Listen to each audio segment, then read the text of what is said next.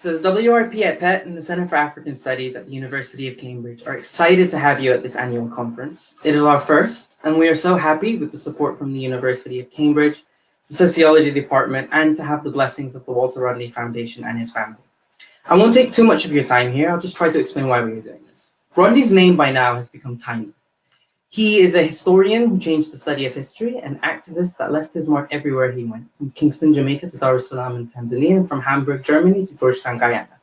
Committed class suicide, which means that he dedicated his life, skills, and energy to the working people and to the oppressed. What we want to do is impart a lesson he taught to people across the world. We shall not sanitize Rodney's message. He was dedicated to the oppressed masses, to the working people, and to the downtrodden. He didn't believe that you should stand for anything and just do your best to make the world better.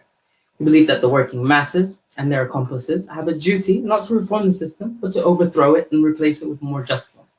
Rodney believed that you can live differently, you can agitate wherever you are and do whatever you can to advance the struggle of working people who hold the key to the emancipation of humankind.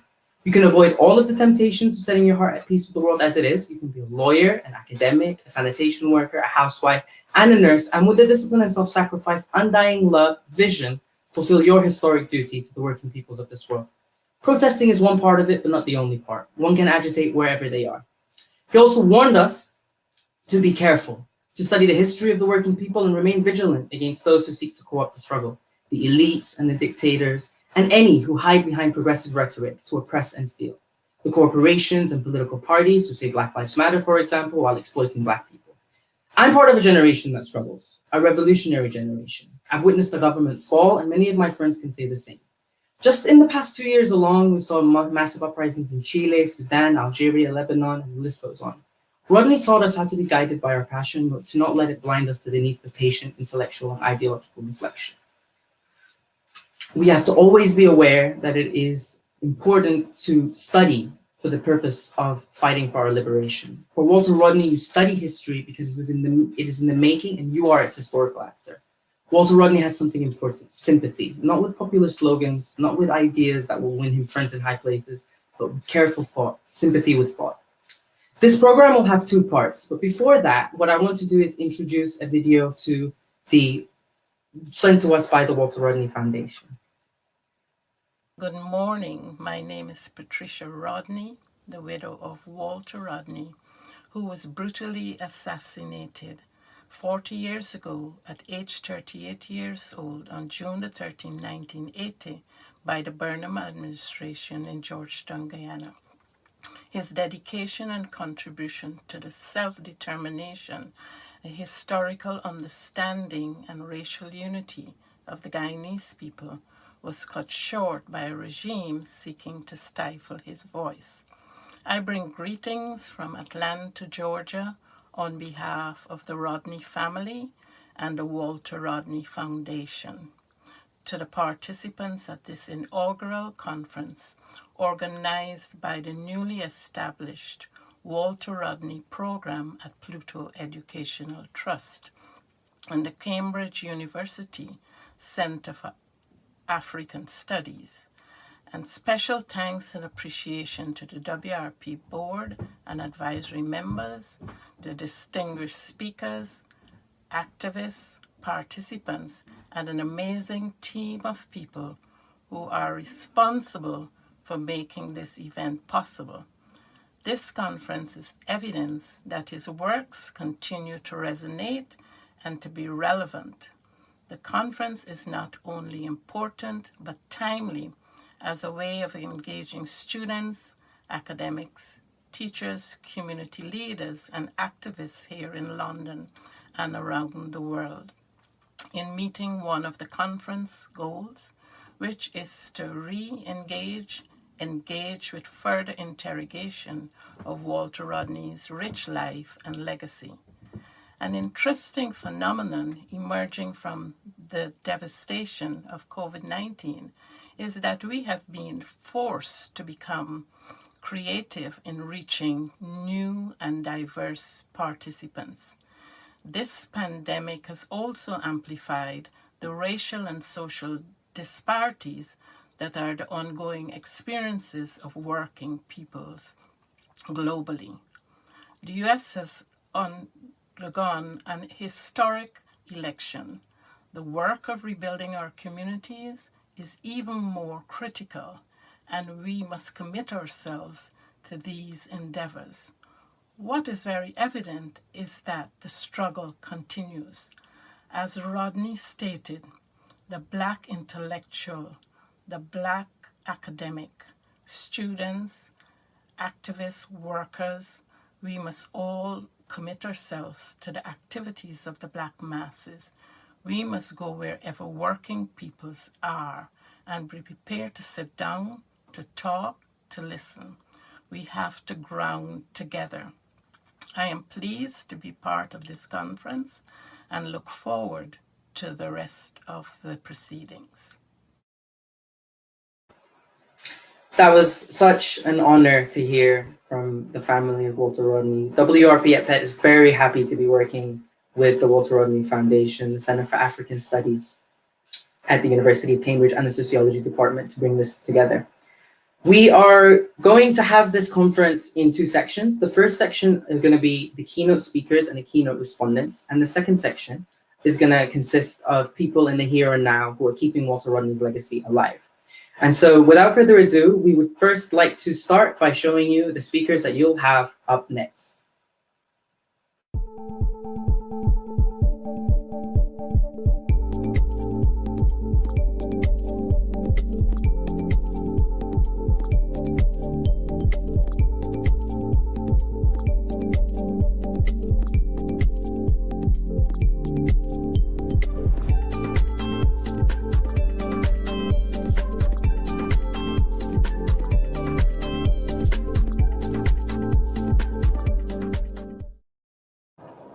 To officiate the first part, I'll start by introducing the first speaker, who will be Professor Richard Drayton, who will have a response by Dr. Amabaini. So, born in Guyana, he went to school in Barbados and was later educated at Harvard, Yale, and Oxford. He's taught at Oxford, Virginia, Cambridge, and since 2009 at King's College London, where he is Rhodes Professor of Imperial History. Dr. Amabaini is a Pan-Africanist scholar activist with over 25 years of teaching experience. She has taught courses in African and Caribbean history, in the history of Black people in Britain, and international relations in the UK and in Ghana. She's currently an independent scholar, and in the Bikoist tradition is writing what she likes. As a young undergraduate student studying African studies at Birmingham University in the early 1980s, Rodney's magnum opus, How Europe Underdeveloped Africa, had a profound impact on her understanding of the transatlantic slave trade and African history. I would like to introduce these two speakers. And we'll start with Richard Drayton. Thank you very much, Mohammed. Now, just to begin with where Mohammed introduced me, one of the achievements of this year, 2020, is that we've persuaded the university to cut its relationship to Rhodes and to end that particular titling of the professorship. And it is our hope that perhaps that title could in fact be replaced by Walter Rodney, so that it might become the Rodney Chair in Global History. And that would be real institutional decolonization. 40 years ago, Walter Rodney was murdered. And 10 days after his death, a procession passed through the streets of Georgetown with 35,000, 40,000 people carrying signs which declared, Walter Rodney lives, don't mourn, organize. And I think that our gathering here today and the work which I hope we will do coming out of this gathering will give meaning to these declarations of faith, which were given in the midst of the horror of 1980. What I was about to say to you today was changed when I went this morning into town by chance, and I was there at 11 when they were doing the Armistice Memorial Celebration thing. And I thought that, in fact, what I wanted to really anchor our conversation on today is thinking about Rodney as an expression of sacrifice, of revolutionary sacrifice, and to understand what that meant. Now, by sacrifice, I do not mean that Walter Rodney in 1980 had any desire or intention to die. Walter Rodney loved his wife deeply. He loved his son. He loved his big girl. He loved his little girl. He was a man who was fully, passionately alive. And it was in no part of his body the expectation that he either should or would die. Nevertheless, he had carried with him, from the moment that he entered a particular life of struggle in the 1960s, the recognition that his life would be at threat. And in the context of 1979 to 80 in Guyana, in which we'd seen the murder of Father Dark in July of 1979, the murder of Oihene Kohama by the PNC regime in November of 1979, the murder in February of 1980 of Edward Durbin, the threat given by Forbes Burnham at the PNC's biennial conference in 1979 that the leaders of the WPA should write their wills. Rodney was profoundly conscious that what he was doing by standing up for his principles in that context meant that his life was at threat. And in a more profound sense, Rodney understood his life as potentially sacrificial. He understood his relationship to figures like Fanon, to figures like Cabral, to figures long before who had sacrificed themselves as part of what he understood was a very, very long war in which his life would only, even in the most optimistic scenario, only be a small part. He had a profound consciousness of the ways in which forms of social power in which he and his people had been enmeshed for not decades but centuries were being challenged in that mid-20th century moment. And he voluntarily, willingly agreed to be part of that war and to convert and to give his gifts towards that work, which he understood carried with it always the risk of sacrifice, the risk of death. In understanding the meaning of Walter, I think it's very important that we focus on that formative period in which the boy was formed who became the man. And I want us to turn, in the very short time we have, to the year of 1948, when the Sugar Producers Association attempted to force a wage cut on the Indo-Guyanese sugar workers. And on the 16th of June of 1948, workers at Enmore Plantation were opened fire upon by the police, killing 5 of them and wounding 12 others. What is important is the next day, when these bodies were carried for burial in Georgetown, when the demonstration reached the limits of Georgetown, this became not just simply a witness of the Indo-Guyanese working class, but Afro-Guyanese, Chinese Guyanese, Portuguese, East Indian living in Georgetown joined that funeral cortege in a mighty demonstration, which ended up in a political funeral which lasted several hours in the Repentier Cemetery. Its only equivalent would be Walter's funeral itself on the 23rd of June of 1980. That period which opens up in the history of Guyana from that funeral in 1948 through to 1953 is a period in which the entire Guyanese nation was united behind one political party towards the process at the same time of social and economic justice, and towards a vision of political independence. Walter's parents were passionate members of the People's Progressive Party, the party which arose out of the Enmore tragedy just 2 years later. And as a young boy, Rodney witnessed those events in October-November of 1953, in which the British Army removed from power the People's Progressive Party government. Much of Walter's formation and the path of his life can be understood in terms of his attempt to restore that political momentum which had existed at the time of his childhood, and which was so quickly dissipated into the internecine struggles of the late 50s and the terrible intercommunal violence of the early 1960s. At the same time, Walter, as he grew up as a man, became conscious of the other things that had been happening in the world in that span. 1948 is the year of the instauration of apartheid in South Africa. 1948 is also the year of the consolidation of a new political movement in the Gold Coast, the opening up of revolutionary struggles in Malaya, and ultimately in Kenya. So the young Walter Rodney comes through school in the late 50s and goes to university in Jamaica in the year of the Cuban Revolution, carrying with him a sense of the world historic nature of this moment. And it is within this context that he considered a particular kind of sacrifice to be relevant.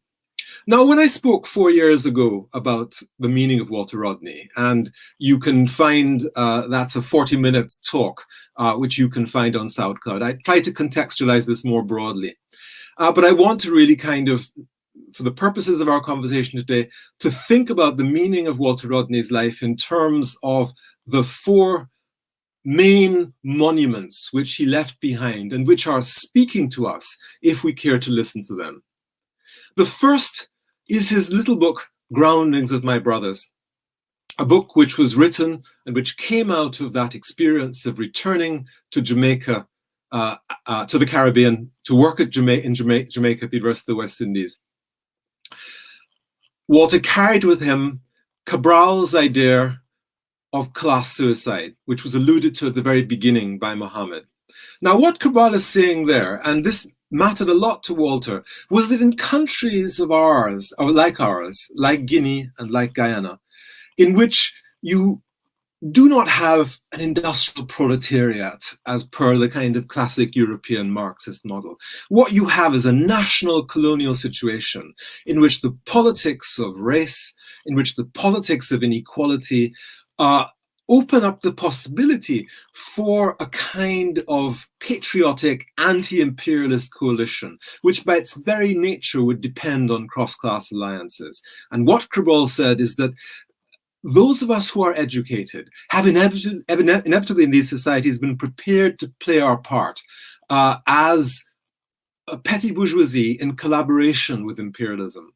And that what is necessary for us to do is to take on that alliance with the working people, which Fanon talks about in his chapter on pitfalls of national consciousness in the Wretched of the Earth, and to form an alliance to go, as Rodney did, from Mona in the hills down to the Dungle in Kingston, to ground with working people, and to realize that the possibility both for intellectual authenticity as well as for any political creative action lies in that real alliance of humility of that petty bourgeoisie with working people, with their experience, with what they know, what they understand, which you, with however highly trained your theoretical apparatus, will never understand except via that mediation.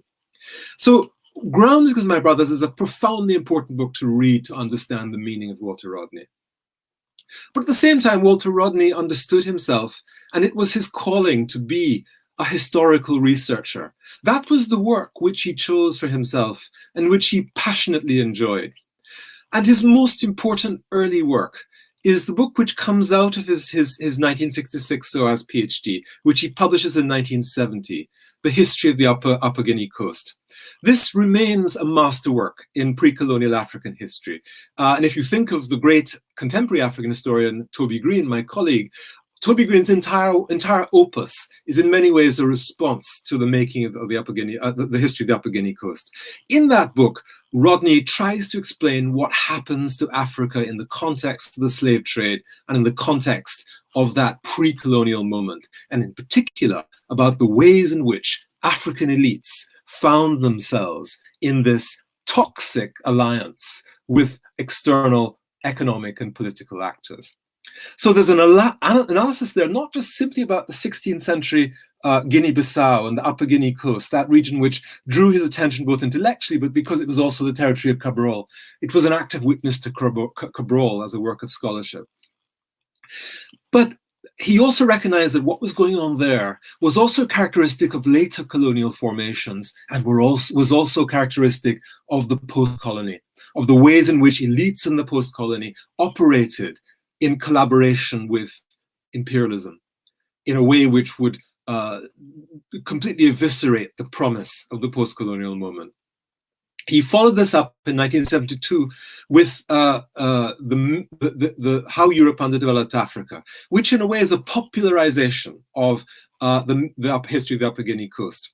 It's an argument which seeks to explain how between 1500 and 1900, the world was arranged so that in fact, Europe operated in a particular place at the center of a world economy with Africa and other parts of the world, including the Caribbean, at its peripheries. And it remains a monument of a kind of engaged scholarship, which is aimed to be accessible, to be a political tool for working people across the African diaspora. His final great work was connected to the political project with which ultimately led to the loss of his life. And this is The History of the Guyanese Working People, published after his death in 1980. What is this book about? This book is about the history of Guyana from 1838, from the end of slavery, through to 1905. It's about a formative period in which Indian indentured workers are brought into Guyana and are inserted into the brutality of the spaces of the plantation, the former nigger yard becoming the coolie ranges of the plantation, a space in which forms of racial cleavages were actively constructed by the colonial state to keep apart Afro and Indo-Guyanese elements of the working class. And yet, by the end of this period, the triumph of that book is to show how gestating in the midst of this space of alienation were new kinds of alliances, new kinds of witness towards the possibility of a different society based on an alliance of all the ethnic groups of Guyana.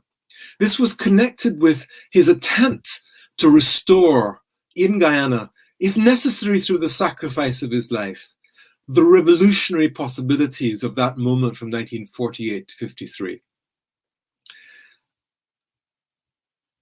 The meaning of Walter Rodney's life, however, ultimately does not lie with him. The meaning of all of our lives is only determined to a small degree by our own acts of will and work and sacrifice. The real meaning of our lives has to do with how other people in their own lives come to engage with what we do before and after our deaths. So I end really by saying the meaning of Walter Rodney is ultimately up to you. Thank you. That was really, really incredible. Thank you so much. So we will now be moving on to the response by Dr. Amma Baini. Oh, thank you very much, Richard, for those insights that really zoom into the contributions of the great Walter Rodney. And what I'd like to do is to zoom out in a larger historical and ideological context and zoom back into some of the points that you made, Richard. I think there are many strands to the rich Pan-Africanist and Marxist legacy of Walter Rodney that are relevant to progressive movements today. And I'm just going to touch on a few of those strands and show that they're interrelated, and I'm going to present them in no order of priority. I think the first strand that is significant is that Walter Rodney was committed to a Marxian methodology. And this Marxian methodology was not dogmatic. It was never dogmatic in its application. He believed that Marxism was a tool for analysis, and that this tool for analysis was independent of time and place. It was also, in Rodney's consideration, a class ideology and also a revolutionary ideology. And I think that is very important as one of his remaining legacies. Tied to that is that within his Marxist analysis was a particular race and class dimension. In my own opinion, I think it was lacking a critical gender perspective, but I'd like to think that with Rodney's humility and his openness, he would have evolved towards a more critical gender-sensitive perspective, because Rodney showed within his life a real opportunity and a characteristic for personal growth in response to changing circumstances. But in regards to race and class, Rodney was clearly on the side of the oppressed, a point that Richard makes in his address. And he was not only committed, as Richard said, to the working people of Guyana, but he was also committed to the masses of Africa. Rodney disowned bourgeois scholarship, and particularly bourgeois scholarship that paraded itself in the guise of objectivity, impartiality, neutrality, etc. And we can see in Rodney's work, the work that Richard has pointed out, that Rodney was particularly partisan. He sided clearly and categorically with the oppressed. He very much lampooned the African petty bourgeoisie, and he lampooned them for collaborating and colluding with neocolonialism. And he particularly condemned this backward element for being allies of international capital. And Forbes Burnham, who pretended to be a socialist, was rightly nicknamed King Kong by Rodney, because Forbes Burnham epitomized this backward reactionary class. And we have to remind ourselves that the Caribbean and Africa continue to have many King Kongs to this day. In America, as we can see across the Atlantic pond, the blonde King Kong is refusing to accept the election results, and he's continuing to remain in the White House. And we have to accept that the blonde King Kong in America has inflicted much damage and harm on the American people that will take several years to undo. Another of Rodney's amusing characterizations is that he often compared Forbes Burnham to King Midas. And he said that whereas King Midas had the Midas touch and everything that King Midas touched turned to gold, Burnham had the Burnham touch and everything that Burnham touched turned to shite. Again, we have to only see that many of our people in the South, continue to be harmed by the shite of our misleaders. A third strand to Rodney's legacy is that he was committed to building a multi-ethnic society. Again, this is a point that Richard makes in his presentation. Rodney was very much dedicated to a Guyana in which Indian Guyanese and African Guyanese could live together in a peaceful democratic society. And he helped to build, as Richard pointed out, Guyana's first multiracial democratic political party following the country's independence in 1966. This commitment to a multi-ethnic society can be easily transferred to Africa, which has dozens, if not hundreds, of diverse ethnic groups, often living in conflict with one another, but need to find some ways and means to coexist in harmony. A fourth strand to Rodney's legacy is that he was committed to Africa's rich history. There is no doubt that Rodney was a pioneer in exposing that Africa had a very rich history prior to the transatlantic slave trade. And he was very steadfast and committed to teaching, exposing, as Richard pointed out, this history to the ordinary peoples in the dongles of Guyana and Jamaica, and particularly the Rastas, from which his essays form the book Groundings with My Brother. Tied to Rodney's commitment to teaching in the community and in the university was Rodney's belief that ordinary people had the capacity to emancipate themselves, to liberate themselves. And he fervently believed in the self-organization of ordinary people. He believed that ordinary people had the strength, they had the capacity to transform their societies, to transform their lives for the better. And this praxis is something, again, that progressive organizations and individuals need to engage with. A sixth strand to Rodney's legacy is his Pan-Africanism and his internationalism.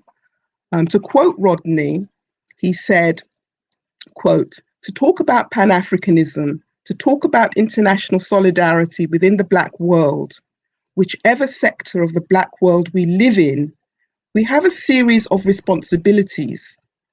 And to paraphrase Rodney now, those series of responsibilities are firstly, as a people, a struggling people, we need to define our own realities. We need to define our own situation. Secondly, we then have to present that reality, or we need to present that situation to other parts of the Black world.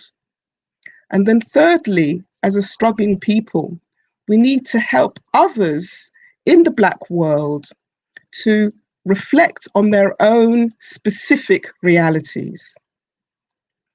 Now, I think this approach and vision of Rodney is very much something that progressive peoples, progressive movements, again, can heed, again, can learn from. And a final legacy lies in his magnus opus that Richard mentioned, his wonderful book that had a profound impact on me when I was a very young student studying African studies at Birmingham University. His book, How Europe Underdeveloped Africa, remains profoundly and absolutely important to this day.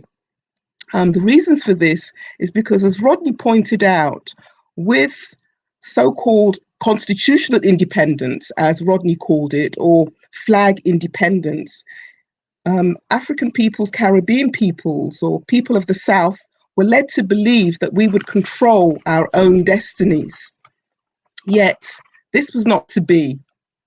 The ramifications of slavery and colonialism remain with us to this day. A fundamental contribution of Rodney was that he showed us that slavery and colonialism led to a historic arrest. It led to a technological retrogression, a technological backwardness. It led to an economic stagnation of which Africa, the Caribbean, many countries of the South continue to face to this day. I sometimes wonder, if Rodney were alive today, what would he make of the world in which we currently live in?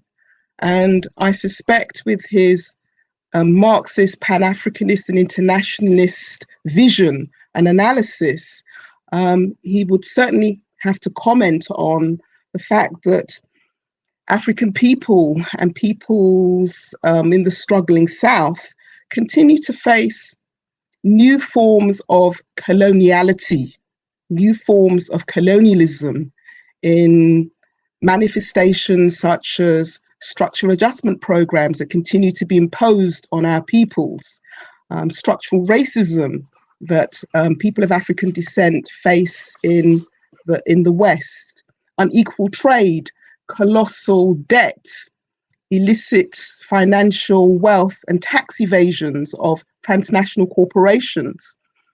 And we also currently face a deepening chasm of inequalities between the rich and the poor, and more specifically so in countries of the South, the Caribbean and Africa.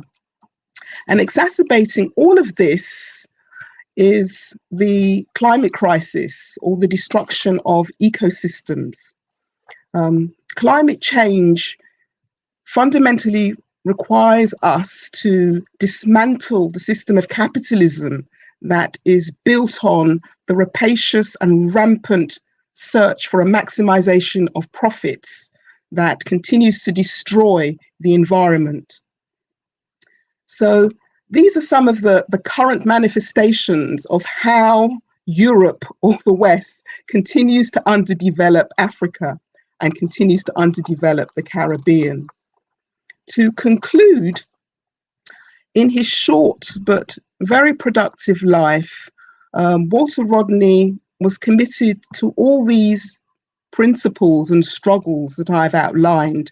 And as Richard pointed out, he left us some 4 wonderful monuments, as Richard terms them, 4 important intellectual pieces of work that still resonate with us today. And in our current neoliberal, capitalist and imperialist phase of development, his work, I would argue, remains an unfinished work. It's an unfinished struggle, particularly for those of us who are committed to progressive movements and organizations, and those of us, like myself, who consider themselves as scholar activists. There is still much work to be done in terms of teaching, debating, reigniting the legacy, the work, the contribution of a brilliant mind such as Walter Rodney. I will stop at this point, and I will thank you all for listening. That was really, really, really amazing. And it's just so amazing to hear both Walter Rodney's intellectual legacies as well as his legacies in social movement, activism and social change. So what we're going to do now is we're going to hear from the second keynote, and we're going to hear a second keynote respondent.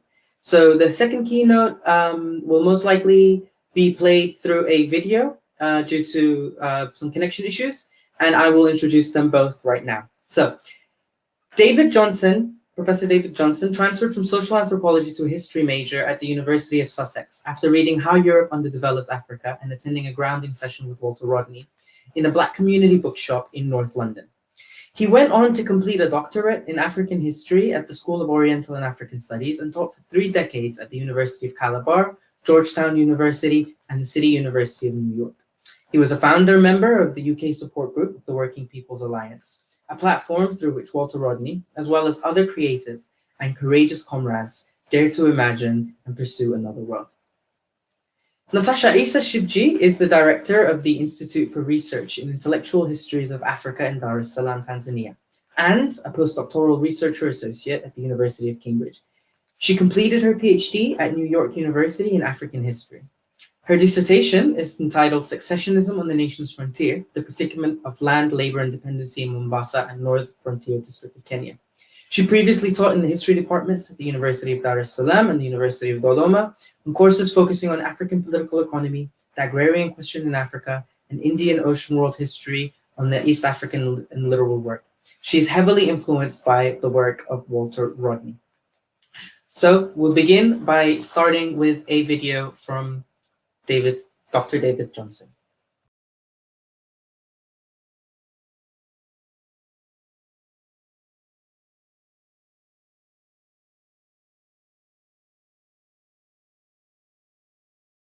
Reading a book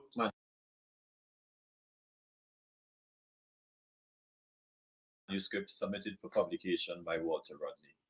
The general manager of Tanzania Publishing House expressed his limitations in judging its quality as a work of history telling.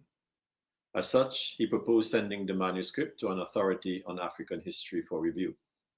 There's nothing surprising about this. It is what publishers do. They send manuscripts under consideration to be reviewed by specialists in the field.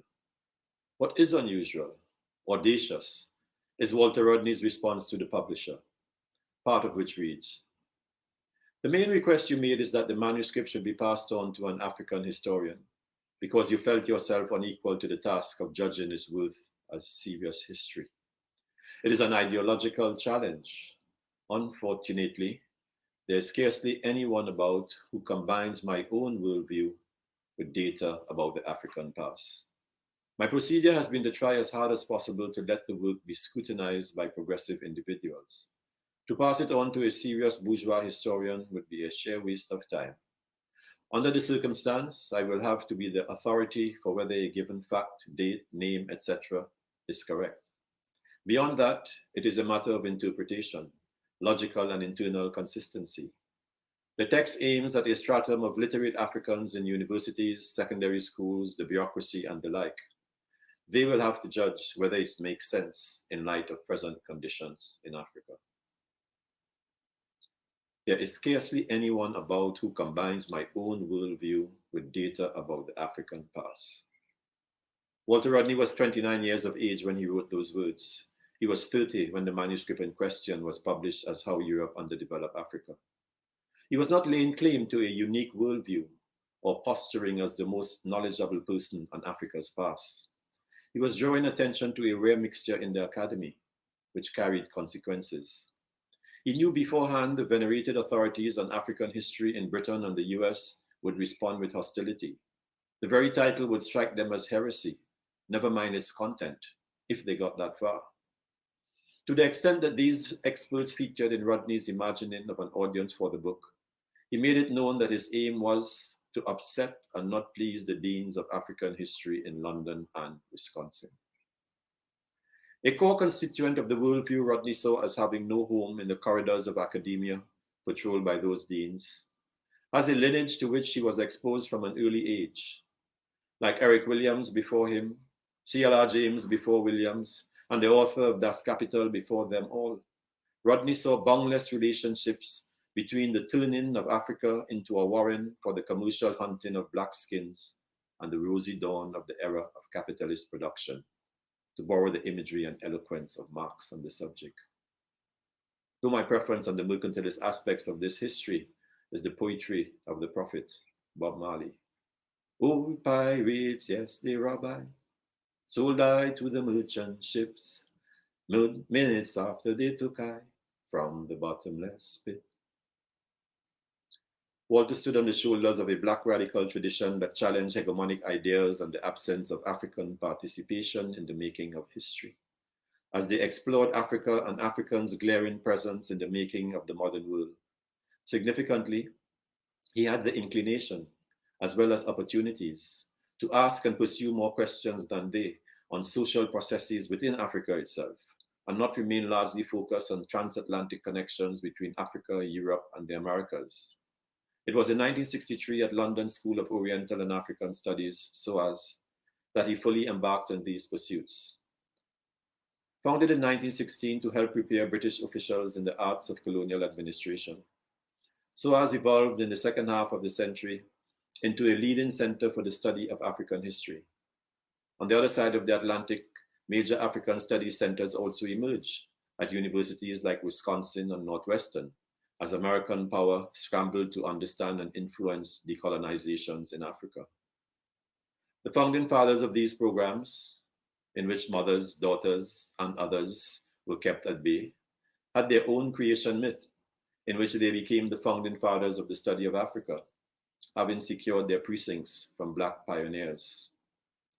If Rodney further developed his worldview at SOAS, it was accomplished by navigating the interstices of an intellectual tradition that did not see capitalism as present in Europe's encounter with Africa.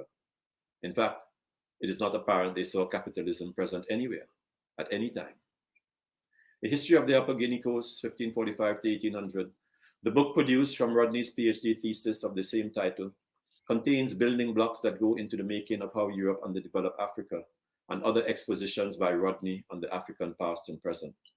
Those who think Rodney's hostile reception from the deans of African history in Britain and the US began with how Europe underdeveloped Africa, the book with an awful title and no footnotes, should look closer at their response to a history of the Upper Guinea Coast and other scholarship by Rodney on the European slave trade in Africa. Before Walter Rodney, and that's a phrase which should always appear in any assessment of the study of the European slave trade in Africa.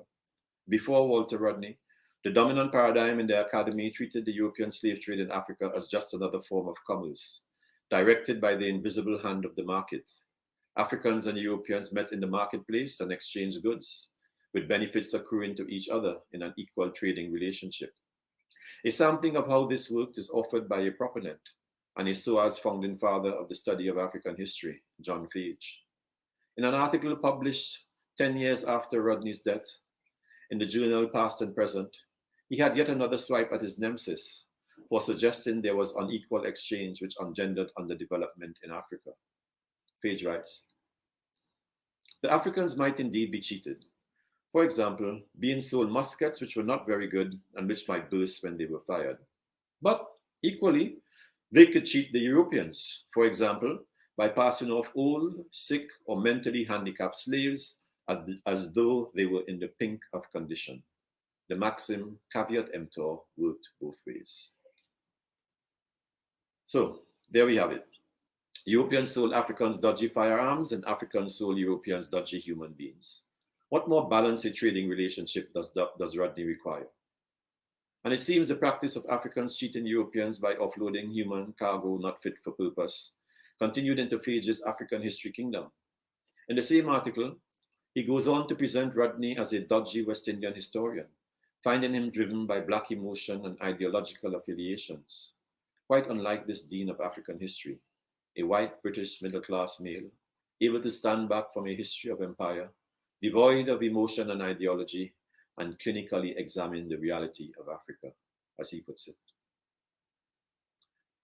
For Rodney, the European slave trade created ruptures within African social formations, robbing large areas of its most able-bodied populations, eroding mercantile and manufacturing systems within Africa.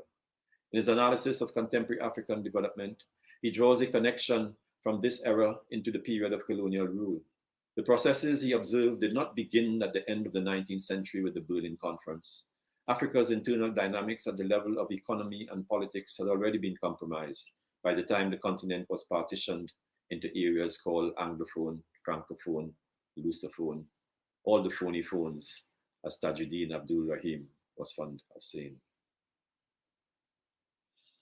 It is not an easy task for the young generations before us in Africa to dwell on the legacies of slave trade, slavery, and imperialism, now sanitized as a cuddly toy named globalization.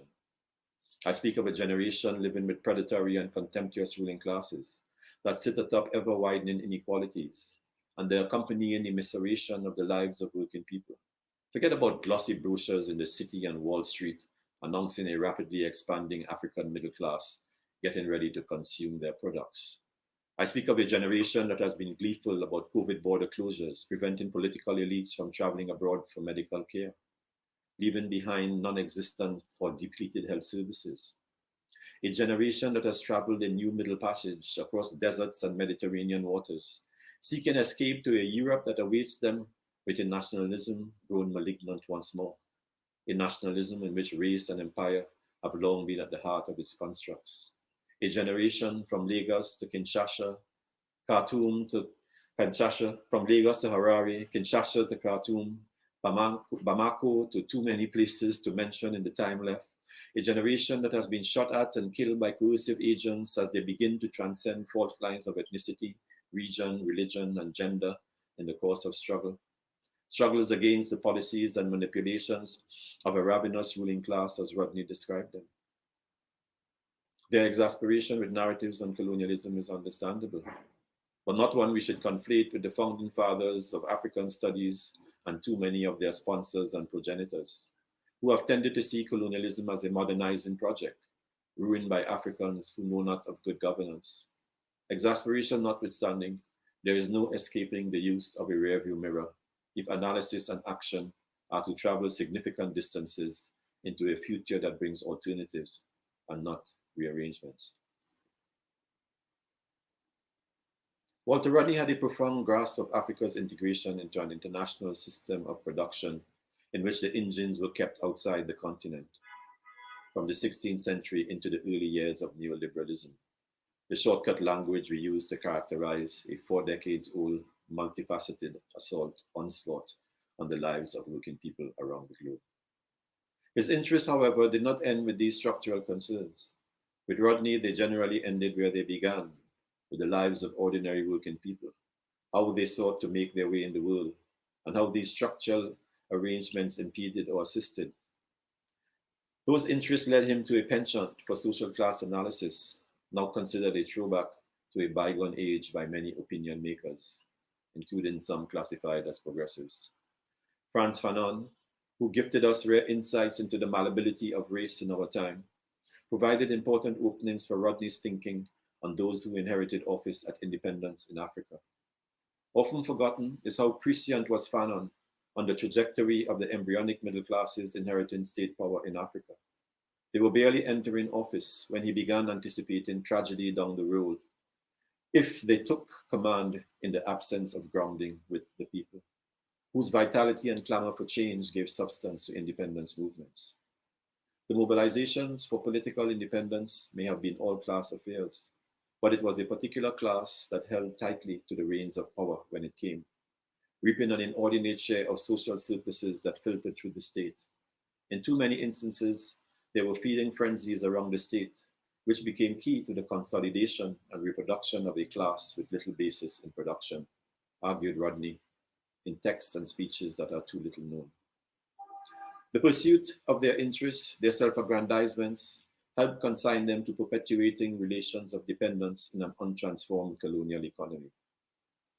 Hachi Mafeje, brilliant intellectual from South Africa and colleague of Walter in Dar es Salaam, once put it to me as elites scrambling to eat the fruits of independence, then eating independence itself when the fruits dried up. Walter Rodney always acknowledged he was a member of the class he critiqued in Africa and the Caribbean, the class that banned him from Jamaica and thought they would keep him out of his native Guyana by denying employment. His education propelled him into their ranks, but he signed up early for Amilcar Cabral's class suicide brigade. The revolutionary leader of Guinea's independence movement theorized that while having a major contribution to make toward meaningful national liberation, the middle classes could only do so by resisting the interests of their class and finding common cause with the working people of decolonizing Africa. I knew a diehard cynic on the potential of the post-colonial middle classes in Africa and the Caribbean to effect progressive change, who once quipped that when Cabral spoke of suicide, he had a gun at hand as leader of an armed insurrection against Portuguese rule. And what he really meant was, you had better commit class suicide or I will commit murder. There was no gun at Walter's head when in the preface of his 1966 SOAS doctoral thesis, he thanked the irredentis masses of the West Indies for his inspiration to study Africa and, moreover, for the finances that made possible his education. All that he accomplished in the next 14 years, from deconstructing the messages on Africa's past and present controlled by deans of African studies, to grounding with Wananchi, the people, wherever and whenever he found them, makes pellucid that his preface was no radical chic before radical chic was fully in vogue. He behaved as though the labor of every toiler everywhere made a contribution to his education, and placing his extraordinary abilities at their service was not an act of charity as much as a vocation necessary for fashioning another world. Aluta continua.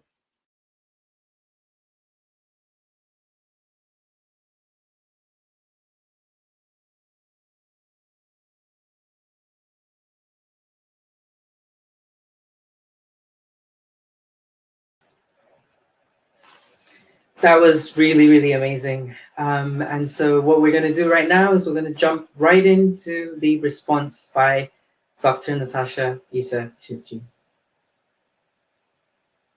Hi, it's a privilege to be invited to this phenomenal event. I wanted to think through some of the ideas that the speakers brought up, which is the question of Walter Rodney, particularly as a historian.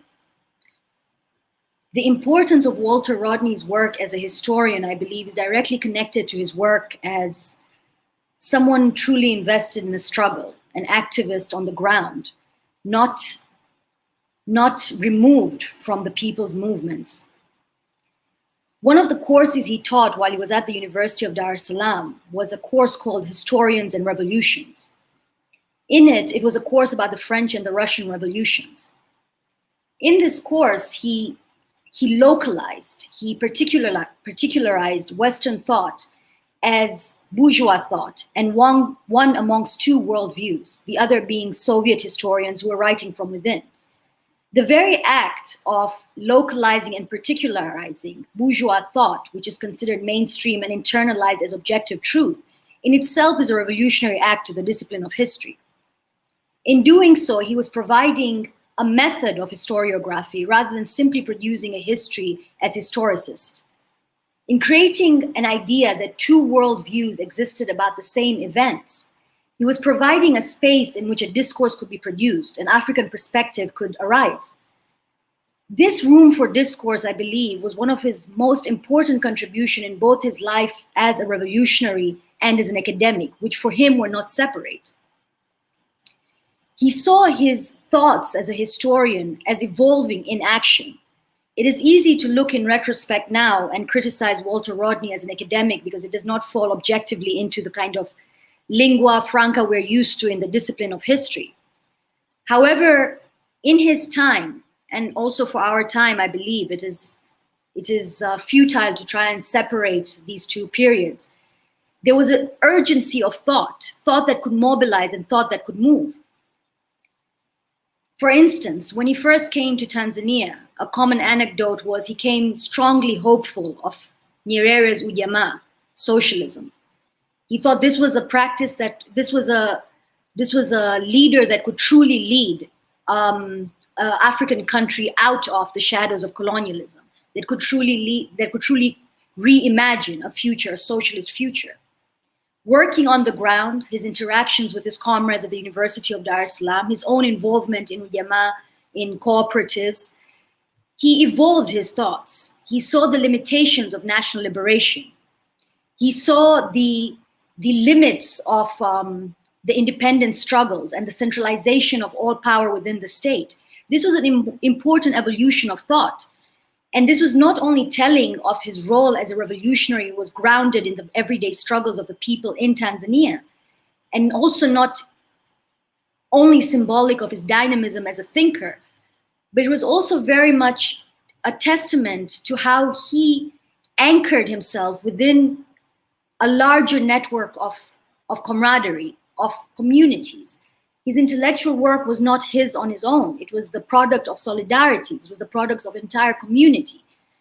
During his time at the University of Dar es Salaam, a place vibrant, a place that was intellectually vibrant, that was moving in directions of hope and revolution, he was very much immersed in that moment. He was very much immersed in practicing thought as a revolutionary act, as an act of solidarity, as an act of movement towards a communal form of thinking rather than this parochial, very individualist, privatized thought that we have today. The lessons I think we can learn from Walter Rodney's life as much as inspiring as his life itself was and the immense sacrifice he made, are also how we think of time, how we think of history, how we write about history in this particular moment. We tend to move very quickly in the absence of spaces for discourse into objective thought and empiricism and historicism rather than engaging in the moment in which history is made. And I think Walter Rodney was crucial in this. For me personally, as a young historian teaching at the University of Dar es Salaam, as a historian coming back to Tanzania, the idea of crisis and transformation, which was one of Rodney's crucial contributions taking on from many Marxist intellectuals when he writes about the Russian Revolution, which he was astutely aware of. The idea that the history of the people is produced in times of crisis and transformation, that this is when the history of the people surfaces, develops, and becomes apparent, when it is bourgeois history that co-opts every space. It is in a time of crisis and transformation, in the time that people are moving on the streets through anger and rage. It is this time when people's history becomes apparent. This was a huge contribution that Walter Rodney made in the context of our continent, in the context of our countries. Dialectic materialism was not simply something to be read in Marxist handbooks, but it was really lived for Walter Rodney. The idea of crisis, the idea of when history is to be brought about, was figured centrally in his writing, especially in how Europe underdeveloped Africa. It was not simply a historical text, but it was a text of a moment of crisis and what the potentialities of it were. Today, looking back, it is even more imperative, in fact, rather than irrelevant to his time, irrelevant and only specific to his time. It is even more imperative that we understand the moment of crisis. We understand, as fascists and demagogues come into power, how do we produce a history of the people? How do we understand history not simply as a linear collection of facts that move towards a certain point and produce some kind of objectivity, but rather history as an act of revolution in of itself. History as differing perspectives that are not simply in conversation, but are polemically opposed to each other. How do we bring that about again? And I think going back to Walter Rodney's work and his life that were not separated in a particular moment, not only give us insight into the immense value of the data he collects in his historical work, the inspiration we derive at the younger generation of his life, but also the very way we think of history, the very way we produce a history of the people in order to contemplate the problems we're faced with today. I'll leave it at that. Thank you.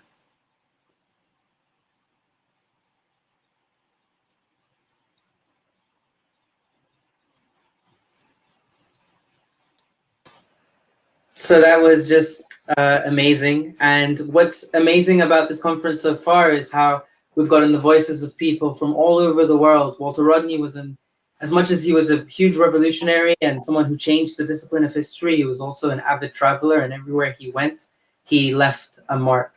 And that was from Walter Rodney's time in Tanzania. And so now what we're going to do is we're going to jump into a questions and answers session for about 15 minutes. We'll be taking questions from the audience. So if you have any questions, please post them up on the comment section of Facebook or in YouTube. And remember that we can't see your questions. They'll have to be communicated to us.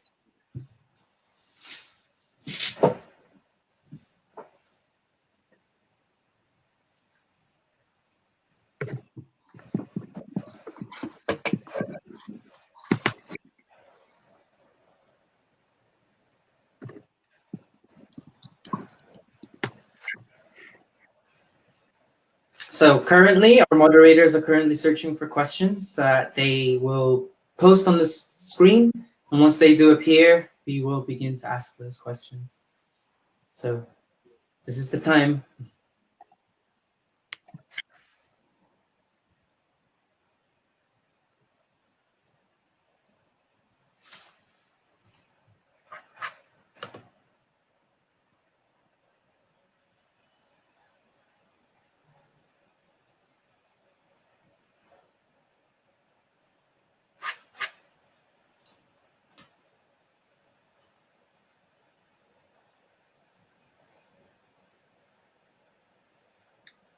I think in the time when we're filling in, I'm noticing now the comment stream, which is now on the right, and I think there's something that needs to be spoken to here, because it's turned up in about 3 different comments.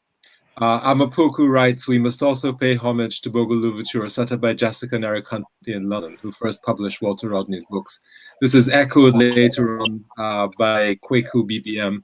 We mustn't forget Eric and Jessica Huntley in the Bogle Louverture published Groundings. Well, I think it's very important, I'm going to say this in as measured a way as I can, to acknowledge the extraordinary contributions of Eric and Jessica Huntley as publishers in London and as figures in terms of the construction of modern Black British life in the 1960s and 70s and 80s. It has to be said that Bogle Louverture has never paid royalties to the Rodney family for the use of this published work. And I think this remains an issue of concern for the Rodney family, which I think needs to be publicly acknowledged.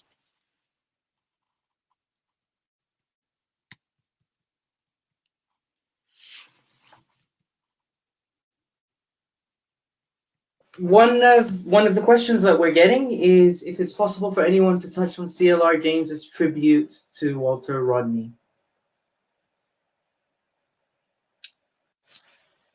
I would have loved David to begin on this. Is he available online? Unfortunately, we're running into some technical difficulties with David. So no. I will speak to this. So Walter C.L.R. James, shortly after Rodney's death, publishes an essay. James at this stage is almost 8 years old. Walter Rodney and the Question of Power, which is a reflection really on the what he viewed to be the ill-judged attempt by Rodney and the WPA to construct themselves as a party of revolutionary opposition to the People's National Congress in Guyana, in the context of the lack of concrete mobilized military power, in the context in which this was not a mature situation for a revolutionary struggle. I think I think we should view this text, at least the way I read it, as a kind of grieving, and I think that when people who are dear to us die, that we sometimes can be very angry with them. Because we think to ourselves, how did you let this happen? How did you let this happen? And that's really how I read that pamphlet. It's in part a reflection on the nature of the post-colonial order and on the limits of politics, on the limits of volunteerism, of leadership, of those who attempt to lead to jump before the masses, I think is one of James's persistent concerns. But I think it's not a complete thought on James's part. It's an expression of a particular moment and current sentiment. But I would have liked to have heard David's response to this, because I think he would have had something quite profound to say on that.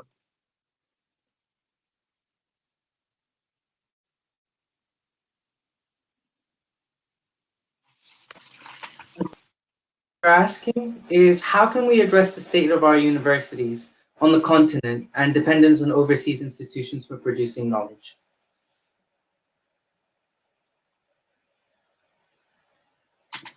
You're muted, Natasha. These are questions we think through frequently, being based on the continent, and the situation is only getting more and more dire in terms of our universities and their connection to overseas institutions. We have departments that open up that have no relevance to our particular setting. We discard knowledge that existed before us. We discard our syllabi that continue to be relevant in hopes of creating a more modernized knowledge, a more internationally relevant knowledge. And that is the best of it. The worst of it is sometimes directly taking on consultancy projects as academic projects within the university. How we address this, I think, is rooted in struggle rather than prescriptions. It is not, I think, an immediate answer where we can simply say that changing or tweaking a few things at our universities would result in a change. would result in a transformative change. But for instance, something like not permitting consultancies, paying attention to academic work, paying attention to classroom teaching, producing more academic seminars where you're not making money by sitting in a meeting at a university, engaging in intellectual work as if it was not a profit-making institution, I think is a beginning to answering this question. Certainly not the finality of it, but it is a beginning. However, these days our universities celebrate consultancies. They celebrate taking on projects outside the university system. And I think that's extremely detrimental, both in terms of rigorous intellectual work within the university, but also in terms of perpetuating the dependency on external funding and external institutions. And as a center of production of knowledge, I think it is a question of audacity of our intellectuals. We're often very much reliant on Western academics coming here and gathering information from us and using us as their local research partner, or using us as their point of contact at our university. And this satisfies us at the end of the day. I think that we really have to move away from this idea that we're simply partners in the production of knowledge and dare to produce knowledge on our own terms, write on our own terms. And this goes back to something I was saying that many of us in the history department at the University of Dar es Salaam would draw inspiration from. How do we produce the historical question rather than how do we line up the facts of history is, I think, far more critical at this juncture in thinking through our academic work at institutions and aligning it with the kind of struggles that are happening on the ground. And I think this also links to a question I saw was directed to me by Bob Thompson on the question of how does it relate to Black Lives Matter today and the lessons from Walter's legacy. And the Black Lives Matter movement, I think, is an incredible opportunity, an incredible opening to understand many discourses that are on the ground, many points of contention, and the anger and rage that people feel throughout the world.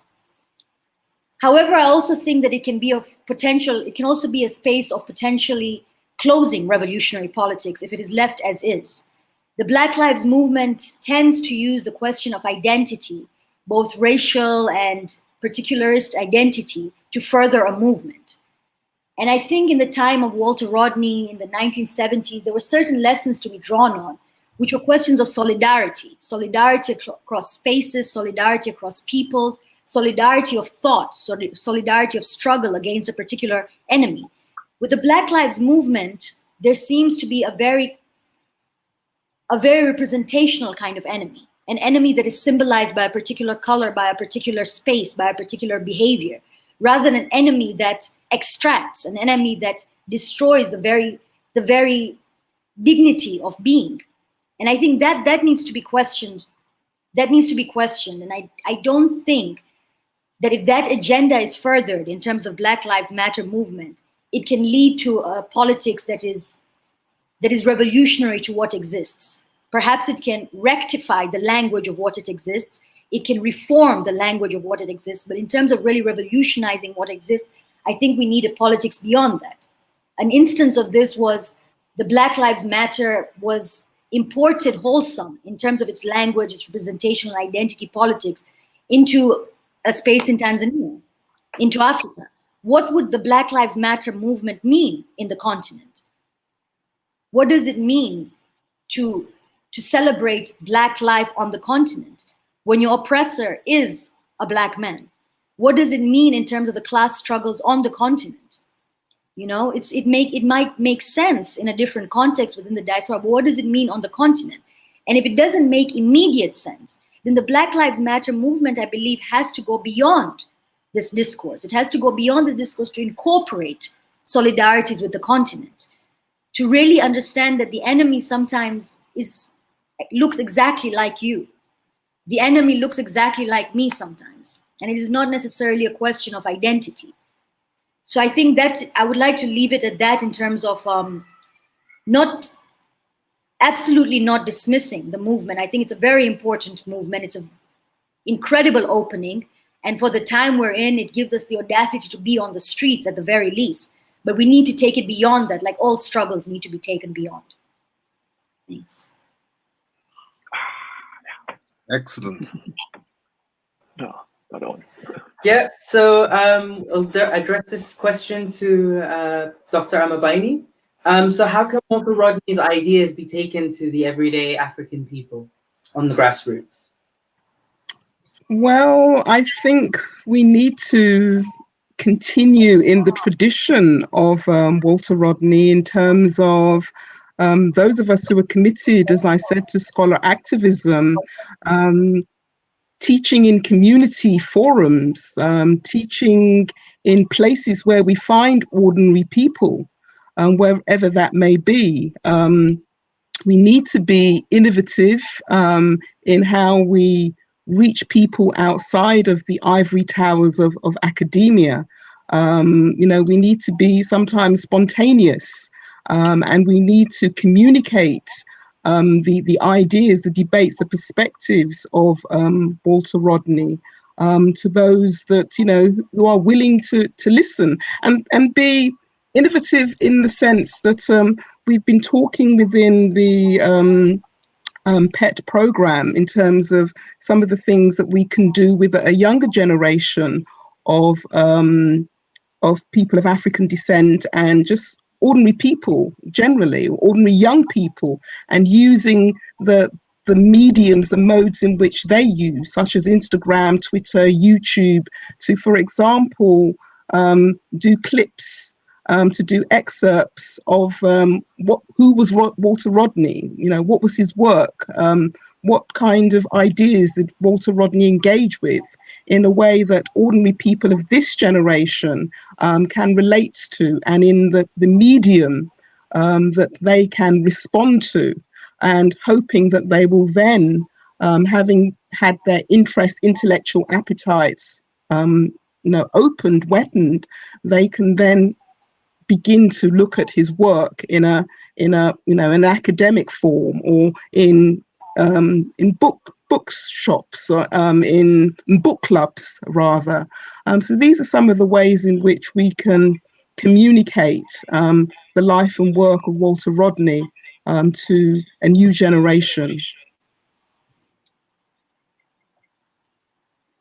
If I could just add a couple of quick things there. Some of the specific things which we're thinking about in the Walter Rodney program is, first of all, to create a number of short, sort of 3 to 5 minute videos for YouTube on, for example, one of these on groundings with my brothers, one of these on the history of the Upper Guinea coast, one of these on making of the Guyanese working people, how Europe Underdeveloped Africa, to kind of very, very quickly kind of introduce the context of these works and what they're seeking to achieve and why they're relevant, precisely for that reason that Amo was suggesting, to kind of inspire people to seek out these things to read, because of course books can be hard to get, and also the technology of the book is something which is harder for some people to interact with than the technology of the visual. So that's one direction of action. Another direction of action, which is being led by David Dabidine, is to commission a number of short 20,000-30,000 word books in a series, which would essentially attempt to kind of bring aspects of Rodney's life into a kind of a portable form. Can you imagine sort of little sort of small paperbacks that people could carry with them? There's a lot of there is a lot of work to be done in terms of carrying this beyond the space of the copyrighted book into the widest possible publics.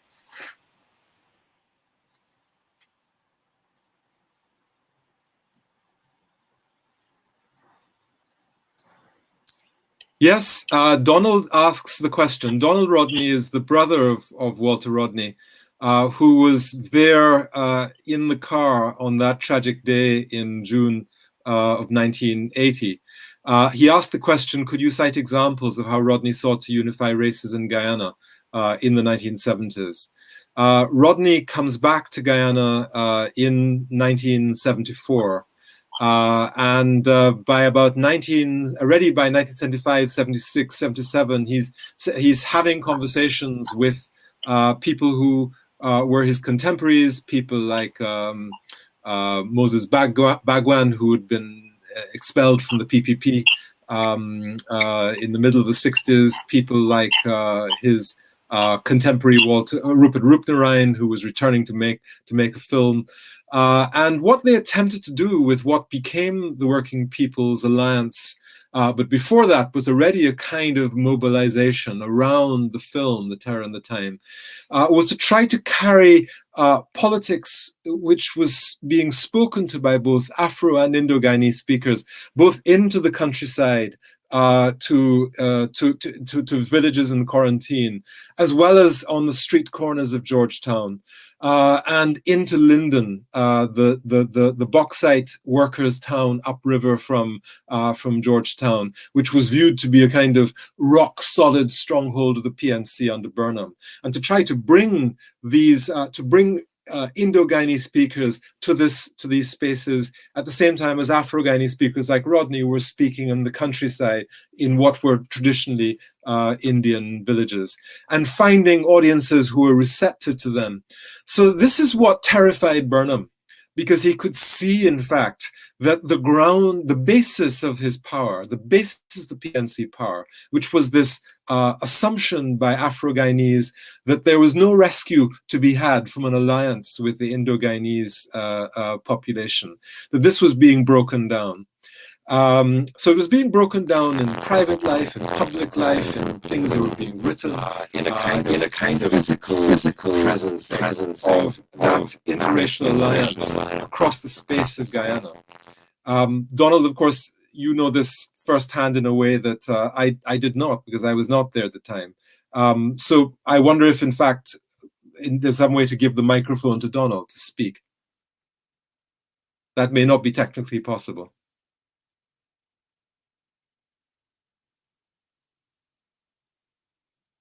Seems we were all frozen. No. Well, we may need to move on to a new question then.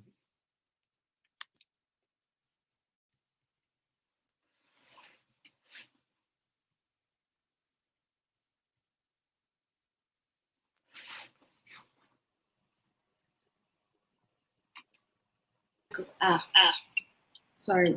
I see the question. Mohammed, Yeah. would you like to say something? Sure. So the question is just that 40 years ago, Rodney admired Nyeri's political thoughts. And how useful is Rodney's work to understand the political economy of Tanzania today? Okay, so in terms of admiring Nyeri's thoughts, I think this is one point that is significant, because he came in, from what I understand of Rodney's life in Tanzania, he came in very much hopeful of Nyeri's project, and quickly saw that this was a state-led project after his work with the working people, and he saw the limitations of national liberation very earlier on. And this becomes apparent in many of his lectures that have been cited in a phenomenal work that was produced only, was it a year ago or a couple of years ago, by Jesse Benjamin and Robin Kelly. He was critical, I think, of the space which was being produced and how it was closing up rooms for discourse, how it was closing up any space of discourse, and it was also keeping the working people out of that space. So his vision of socialism changed through his work with his comrades on the ground. In terms of the relevance it has to today's political economy of Tanzania, I think it has every relevance, and without saying too much, perhaps it is even more imperative than ever to open up that room for discourse. It is more imperative than ever that we understand the space we're in terms of in terms of where we are politically, in order to understand our economic situation. Rooms for discourse have been completely shut down. There is no room to speak. There is no room to debate. There's no room to discuss. And I think that's a very, very dangerous place to be in at this particular moment. We need to be able to open up and democratize various spaces, academic institutions, public gatherings, in order to actually understand what this history did for us, what it produced. Fortunately, in the history department, we still read Rodney. It is compulsory reading in many courses. And as much as it is a neglect on our part for not having the intellectual rigor to change our syllabi, It has been incredibly useful to read this work, incredibly useful to be reminded this is not a history that has ended. So I think that Rodney's evolution in terms of his thinking of how the state was, as revolutionary as it may have looked from the outside, his evolution and his preparedness to discuss with his comrades, to discuss in intellectual spaces what the state would look like and how it could transform, was critical in how we need to understand the state today. Opening up these spaces, discussing the political state we're in now, I think is as critical as it was then, rather than taking it wholesale.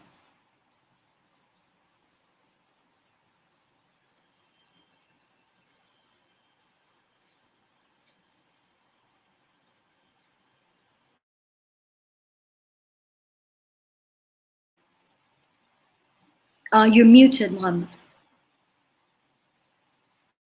My sincerest apologies, everybody. So for now, that will be the end of the first part of the question and answer session, but we'll be moving on now to the break. So it's a 5 minutes break, and please do bear with us for the next section, which is also going to be incredible. We're going to be talking to activists, lawyers, young historians, and we'll even hear a word from a former ambassador to Guyana. It is also crucial that you hear the appeal of Donald Rodney, Walter Rodney's brother, who continues to struggle against successive governments in Guyana who have continuously persecuted him the past few decades. In the meantime, we have put a video counting down 5 minutes where you can hear from some amazing people to tell you how Rodney has influenced them. Hello, my name is Tony Warner. I'm from Black History Walks, and my tribute recognition to Walter Rodney is via the fact that what we do at Black History Walks is we actually go onto the streets and speak to people. So he would literally go into urban areas, speak to people on the street, talk to them about politics, history, culture, art, philosophy, and in effect that's what we do. So when we have our 12 different walks all across London, we're literally taking people to the streets and showing them their history, which links into, of course, to self-esteem and high achievement. And apart from actually going on the streets to speak to people across the capital, when we do the walks, we actually reference his book. So we talk about how Europe Underdeveloped Africa, and we actually encourage people to buy it. So we show people, the book itself. We speak about how it links into the city of London, being, of course, this is the head of the empire, and how all the money that came from the empire ends up right here in this area. And apart from referencing the book and talking about his work, we also show people where he used to study, because he used to study at SOAS, and not far from Russell Square. And we actually take people to that location and talk about his legacy there and his international legacy.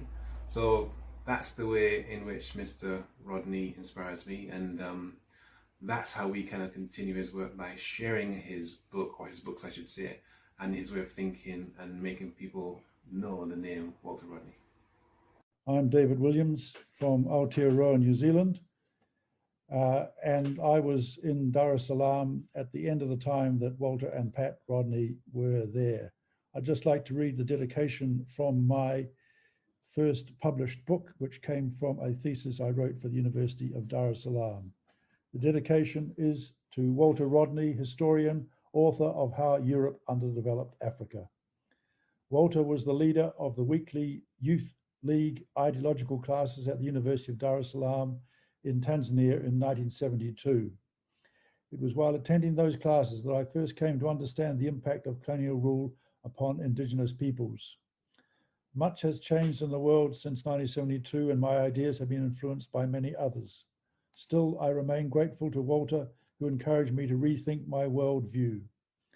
Since my return from Tanzania, much of my life has been dedicated to working with the indigenous Maori people of Aotearoa, New Zealand, seeking resolution of their claims against the governments who were responsible for the colonization policies in the past. Walter returned to his homeland, Guyana, where he sought to empower workers from marginalized communities and to promote unity between those communities. He died in a car bomb explosion, which I assume was a murder. And he is a martyr for the causes that he upheld in his far too short life. His work continues to influence me these decades later in 2020. And I applaud those who have organized this conference to be a honoring of that work, which continues to be important. A luta continua. Hello everybody, my name is Andy Higginbottom. I'm an associate professor at Kingston University, London, and I teach in the politics department, and I'm very pleased to draw attention to this conference about the work of Walter Rodney and his relevance for younger generations today. And Rodney's work has got a very strong resonance with young people studying the history of slavery in particular. He was engaged in debates against the established view of his time, particularly with Fudge, about the extent of slavery before the Europeans enforced slavery on Africa, and of course on the impact of the slave trade. And these are both foundational arguments in terms of how Europe underdeveloped Africa through the exploitation of young African lives and the Atlantic slave trade. And then we also look at the second part of Rodney's book, which is the debate about colonialism from Europe, which invaded Africa in the late 19th century. So the second great invasion of European exploitation of African lives and African materials. And there again, Rodney was involved in a debate with the establishment of his time, which was conservative, white, and apologetic in terms of the role of late 19th century colonial imperialism. So young people are very energized by Rodney. The reason being is that he writes at their level and he gives. Hi, so thank you all for bearing with us and remaining with us on what is going to be an extremely exciting segment, highlighting Walter Rodney's legacy today. So before we get in, I'll just explain the format. In this format, what we're going to be doing is we're going to be focusing on videos, and then there's going to be 1-minute responses from the speakers. But before we get into that, we really need to speak about the trials and tribulations of the Walter Rodney family. 40 years ago, as we've spoken about, Walter Rodney was assassinated in a car bomb. And in fact, the 2016 inquiry into the death, an independent inquiry set up by the government of Guyana, claimed that the death was probably done by, it actually said that it was done by an agent of the state who was working for the Burnham regime directly. However, 40 years ago also, the courts decided to say that Rodney had died from his own misadventures, and they even concocted a story claiming that Walter Rodney had been planning to destroy a prison. Bomb a prison, and that throughout that process, that is how he died. Of course, the 2016 inquiry took over and has claimed the opposite, that Walter Rodney was the victim of an assassination. That hasn't changed the fact that Walter Rodney's family has neither received any compensation, nor have they received any justice. So what we want to say is that the government continues to hound on Walter Rodney's family. Donald Rodney, Walter Rodney's brother, continues to face problems with the court, who continuously states that he was complicit somehow in the story that they've concocted. And so what we would like to bring attention to is the injustices that the family face. So before we move on further, we will bring in a video that shows you the speakers that will be speaking up next.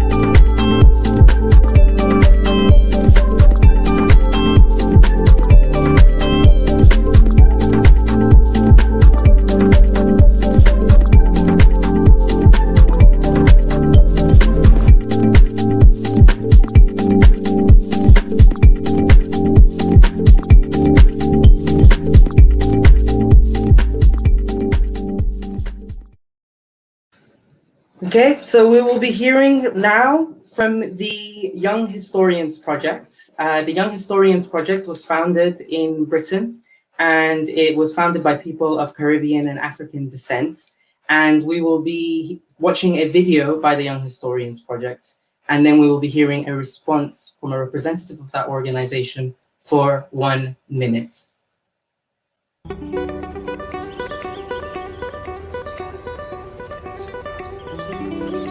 This story begins with my grandmother, born in Suriname, emigrated across the border to Guyana, and then further afield to London via Darlington. She founded CACAO, Caribbean Communities in Europe, at Goldsmiths University of London, a group for elders to discuss, celebrate and exchange their varying experiences. A prominent memory for me was Walter Rodney. The group resonated with this Caribbean perspective on history. I didn't know much about what he did. For a Guyanese historian, how inspiring, I thought. I wanted to learn more. Rodney wrote that one must not set up any false distinctions between reflection and action. That African history must be seen as very intimately linked to the contemporary struggle of black people. As I grew up, I saw plainly and painfully the fallacy in how history was deployed by the media, how it was misunderstood and polarized among the people. I saw aspects of contemporary narratives with fatal consequences being justified and reinforced through the weaponization of history.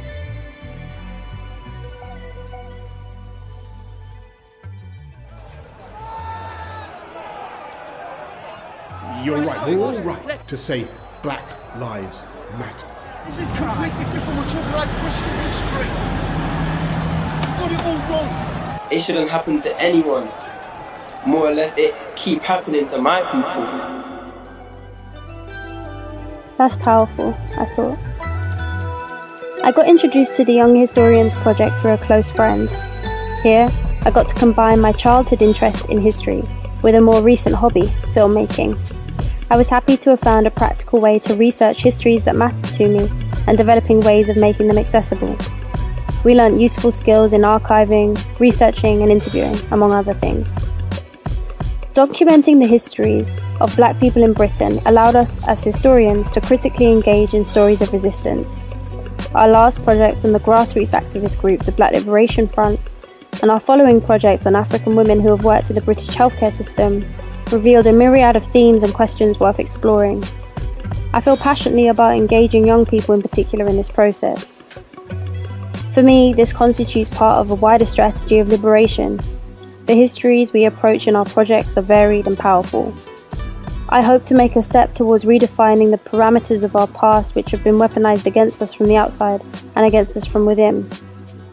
I understand these histories allow me to arm myself against some of the forms of oppression supposedly used to define me, and that's a process worth sharing.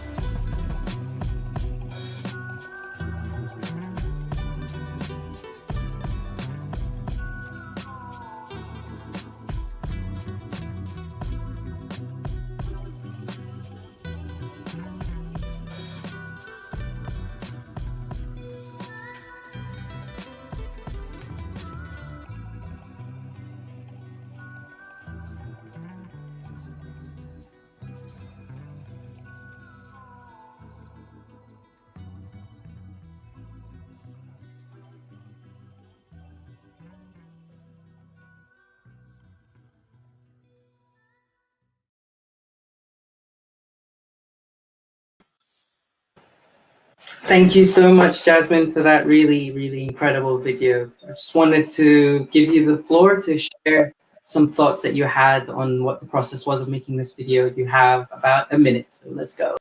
Hi everyone, I wanted to say thank you for the organisers and all the previous speakers for this event. I've really enjoyed it so far.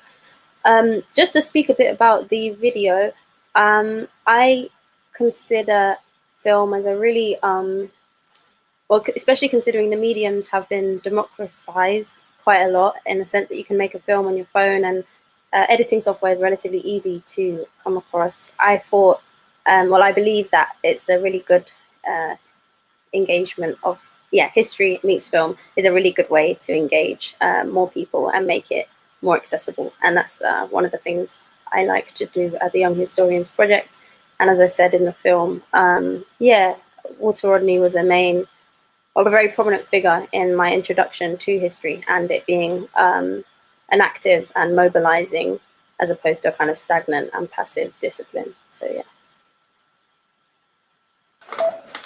Thank you very much for that. And so what we're going to be doing is the next people who will be speaking will be Migrant Media. So Migrant Media was established in 1989 and is a collective of radical filmmakers working in documentary production. They are media producers and activists embedded with communities of social and political interest, and their work has a focus on race and class with a central narrative of resistance. We'll also be hearing from a representative of the United Families and Friends campaign, which is a coalition of those affected by deaths in police, prison, and psychiatric custody. It supports others in similar situations. Established in 1997 as a network of Black families initially, it expanded to include families of various ethnic and cultural backgrounds.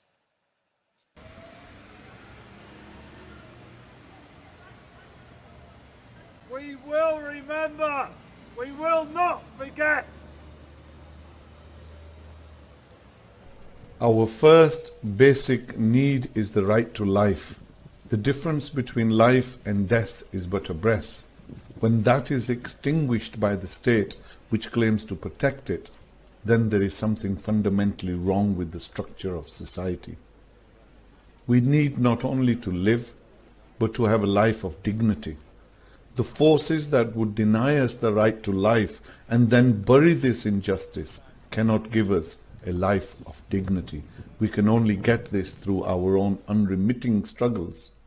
Walter Rodney has shown that those who fearlessly stand up for the rectification of historic wrongs not only live in their own times, but are a beacon of light for the future. The power to act independently is the guarantee to participate actively and consciously in history, he said. In teaching us that Africa helped to develop Western Europe in the same proportion as Western Europe helped underdevelop Africa, Walter Rodney has taught us that Asia and Latin America have the same lesson to learn. Some of our stories may be born out of sorrow, but in our resistance, our dead not only live, but they change the very narrative of the future. Our films are stories for justice of those who cannot find peace, holding on to memories that cannot be let go, refusing to let the agony of the scent of the last breath of the loved ones be in vain. The struggle of hope and justice asks a simple question. What did you do when you saw us marching in the streets? The only way they will learn is if they listen. And the only way they'll listen is if they hear us, right? So what do we want? Justice! When do we want it? Now! What do we want? Justice! When do we want it? Now! No justice! No peace! No justice! No peace! No justice! No peace!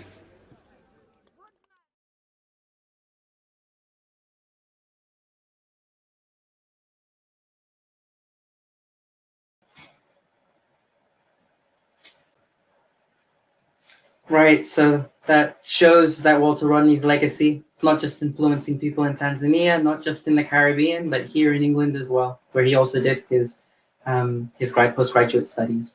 So we'll be hearing for a minute from representatives of Migrant Media and another minute from representatives of the United Families and Friends campaign. So go ahead and just provide some of your thoughts and some things that you want people to know about your projects that you're engaging with. Janet, do you want to go first?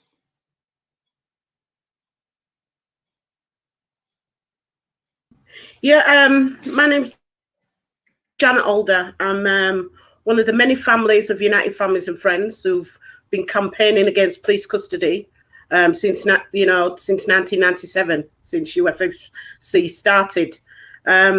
Film for us has been very crucial in what the fight that we've got against police brutality.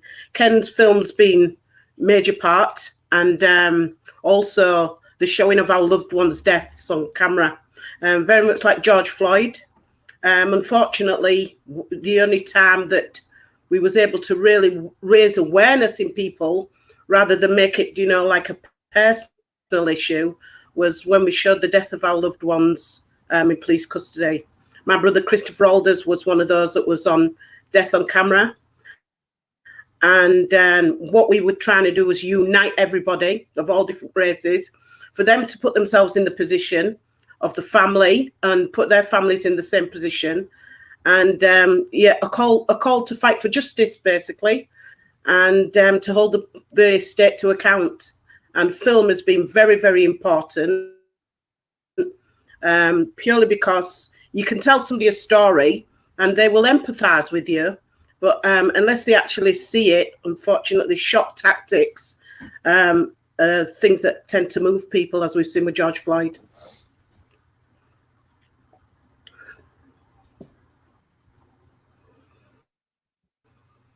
Okay, so thank you, Janet.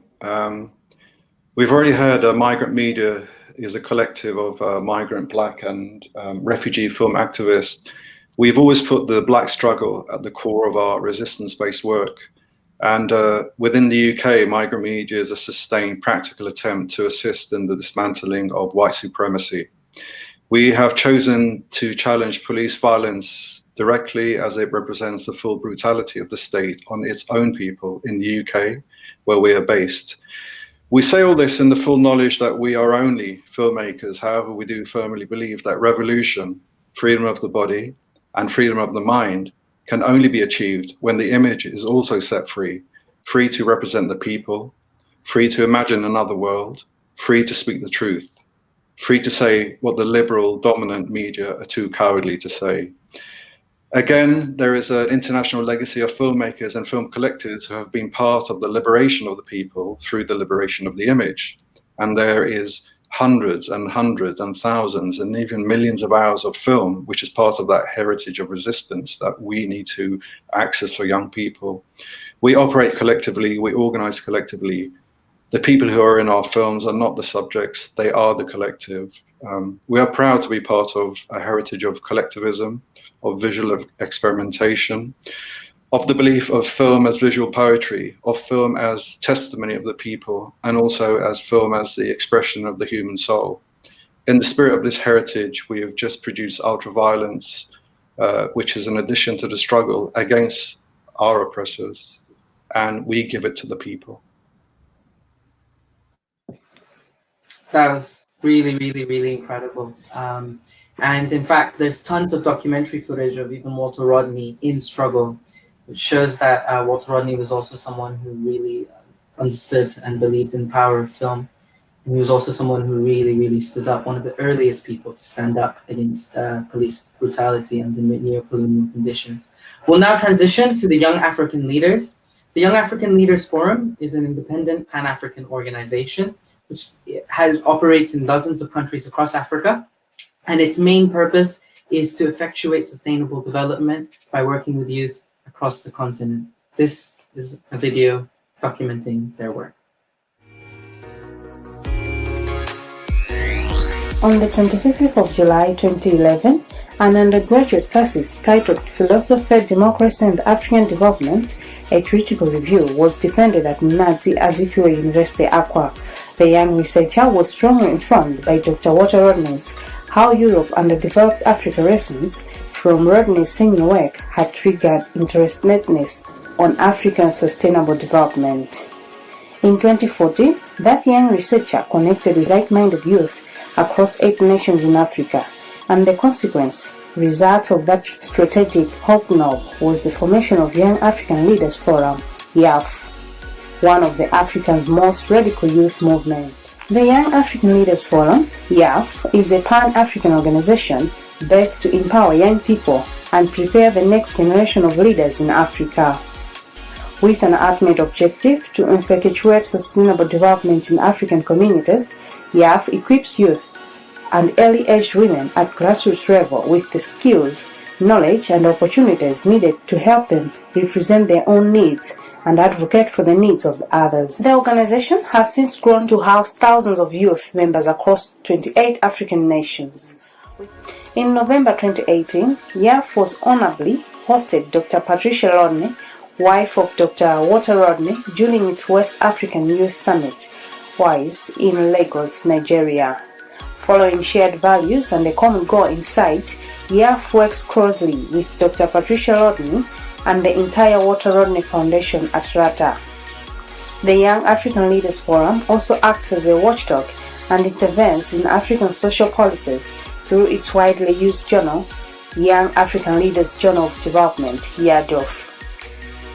The biennial publication seeks to checkmate and influence policy decisions in the continent. It garners the insights of youth and represents them to policymakers and stakeholders for implementation within the continent. In 2016 and 2018 respectively, the first and second editions of YADOF were launched at the African Union headquarters at Addis Ababa, whilst the third edition is due to be launched in November 2020. The digital version of journal can be accessed on digitalcommons.kennesaw.h.yajof. Yes, every African has a responsibility to first understand the system and then work towards its overcome.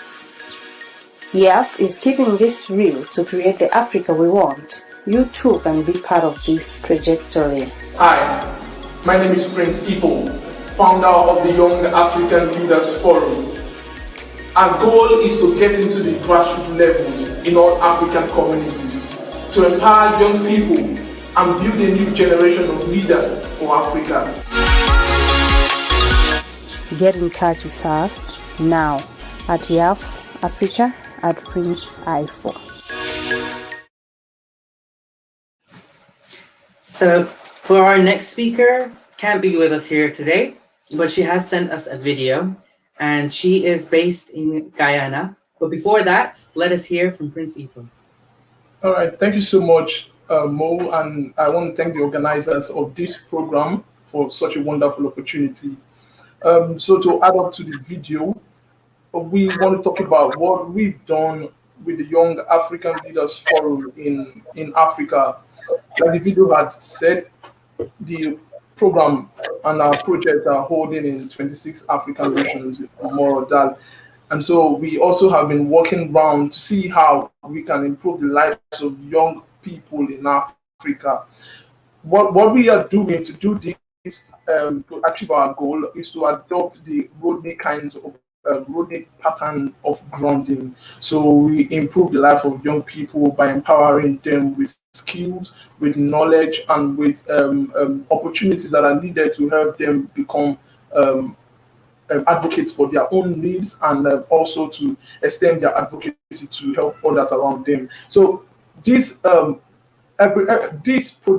this program is really foundational because we looked at how we traced it from Walter Rodney's work. As a young undergraduate, if I had not had the opportunity to thoroughly study Walter Rodney's work, I wouldn't think I would have come up with the idea of creating an organization like Young African Leaders Forum to see how we can improve the life of young people and change the narrative for Africa.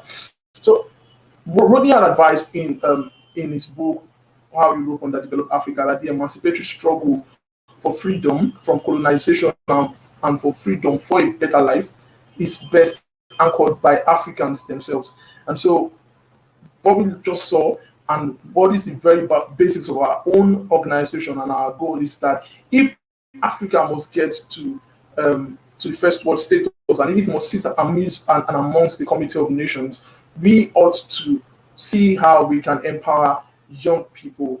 And so we keep empowering young people. So far, we've done that to better the lives of 12,000 plus young people across African nations. And so we are working to get this done. And luckily now, we got connected to Walter Rodney family, and we've held a series of projects to see how we can keep improving the lives of young people. And so YAJOD, the Journal of Development, was another idea, another project, another initiative that was brought up to see how we can influence policies in Africa. So if you look at it from the Rodney's kind of perspective, you will see the need for young people and for the people themselves to also become part of the government and part of politics. And so we saw that since African leaderships at the moment are not giving opportunity for young people to get involved and try to add to policy decisions and policy making processes, how can we do this from our own portal? So we brought up the idea of the journal, and then we gather the ideas of young people from different African countries. And what we do is every 2 years, we'll bring the journal and launch it at the African Union headquarters, because that is the center of, that is the political capital of Africa. And so we'll launch it at the African Union headquarters, and from there we distribute it around the continent so that stakeholders, political leaders, and and government officials across the continent can see how they can adopt some of these ideas and put them to practice in their countries, to see how that can lead to development across African nations. So we're fortunate enough that I think last year one of our articles was adopted in Uganda for a railway project, and then it was really making wave. And currently there's a particular railway project that's going on in Uganda, linking to Mombasa, Kenya, and that's from one of our articles that was written in the maiden edition in 2016. So yes, Walter Rodney has been a very great influence to me. He has been a very great influence to our works in the Young African Leaders Forum. And okay, so let me look at it from the area of this current NSAS movement. If we look at how young people participated, we saw the influence, we saw the vibes, we saw the Walter Rodney's kind of attributes live again in the lives of young people. So yes, I would like to say that with the very basics of everything we have done, it can be attributed at most to the works and the writings of Dr. Walter Rodney. We are very grateful that we had the opportunity to go through his work and to know him and to know the legacies that he has given, and to follow through them, and to see how we use them now to better the lives of other young people across the continent. So we feel and we believe that as we keep progressing, we will do better and use these same legacies and these same lessons from Walter Rodney to do more for Africa and for the world generally. Thank you so much. Thank you very much. Walter Rodney was, as much as he was passionate about progressive change, he was also someone who was a passionate Pan-Africanist. And that word, if you want to know what it means the unity of the people in the countries of Africa. And that's exactly what Prince Sifo's project is all about. And so the next speaker, before we move on to the next video that was sent to us, what I would like to ask you all is to ask questions to some of the panelists whom we have with us today, the Young Historians Project and the Young African Leaders Forum. As well, we will also be joined by Professor Richard Drayton and Natasha Shivji. And so if you have questions about social activism, please do put them in the comments now. But in the meantime, we're going to be listening to a video about Melinda Janke, who's an international lawyer of Guyanese descent, who's working tirelessly to get the country, which is quite excited right now about an oil boom, to think about the potential ecological consequences and political and economic consequences. As a lawyer, she's done amazing work, including influence on the Guyanese constitution to have a clause on protecting the environment. So without further ado, we'll play the message that was sent to us by Melinda Janke from Guyana. My name is Melinda Janke. I'm an international lawyer challenging oil production in Guyana. I'm grateful for this opportunity to pay tribute to Dr. Walter Rodney and his outstanding scholarship. Dr. Walter Rodney's work is academically rigorous but intensely practical. Dr. Rodney was an intellectual revolutionary. That revolutionary aspect of his work is extremely relevant to lawyers today, particularly lawyers like me, working to protect and replenish the Earth's biodiversity. Modern politics is a puppet show. Dr. Walter Rodney's work, particularly The Groundings with My Brothers, enlightens us to look for and expose the puppet masters. 120 miles offshore Guyana, ExxonMobil and partners are extracting petroleum in a highly dangerous operation. ExxonMobil's maps show that Guyana, the Caribbean Sea, and Caribbean islands are under grave threat from an oil spill. Guyana has no legal right to expose our Caribbean sisters and brothers to the destruction of their blue and green economies from oil production. Why is Guyana doing it? Dr. Rodney's work enables us to see behind the puppet theatre. Guyana's two main political parties seem subservient to ExxonMobil. Using Dr. Walter Rodney's terminology, these politicians are representatives of metropolitan imperialist interests. Those metropolitan imperialist interests are the puppet masters. Dr. Rodney warned that modern imperialism and its lackeys increase oppression. We see that clearly today, as oil companies seem hell-bent on destroying the climate system, the oceans, biodiversity, and ecosystems that constitute life on this planet. It's 40 years since Dr. Rodney was assassinated by agents of the then Guyana government. Yet, Dr. Rodney's work is critical today for those who want to break the stranglehold that petroleum has on Guyana. Indeed, Dr. Rodney's work is critical for anybody who wants to liberate the earth from the oppression of oil companies. Thank you. And that was an incredible speech. So right now, just as we wait for questions to build up, we'll have our final video message. And this was sent to us from organizers working in the informal settlements in Nairobi.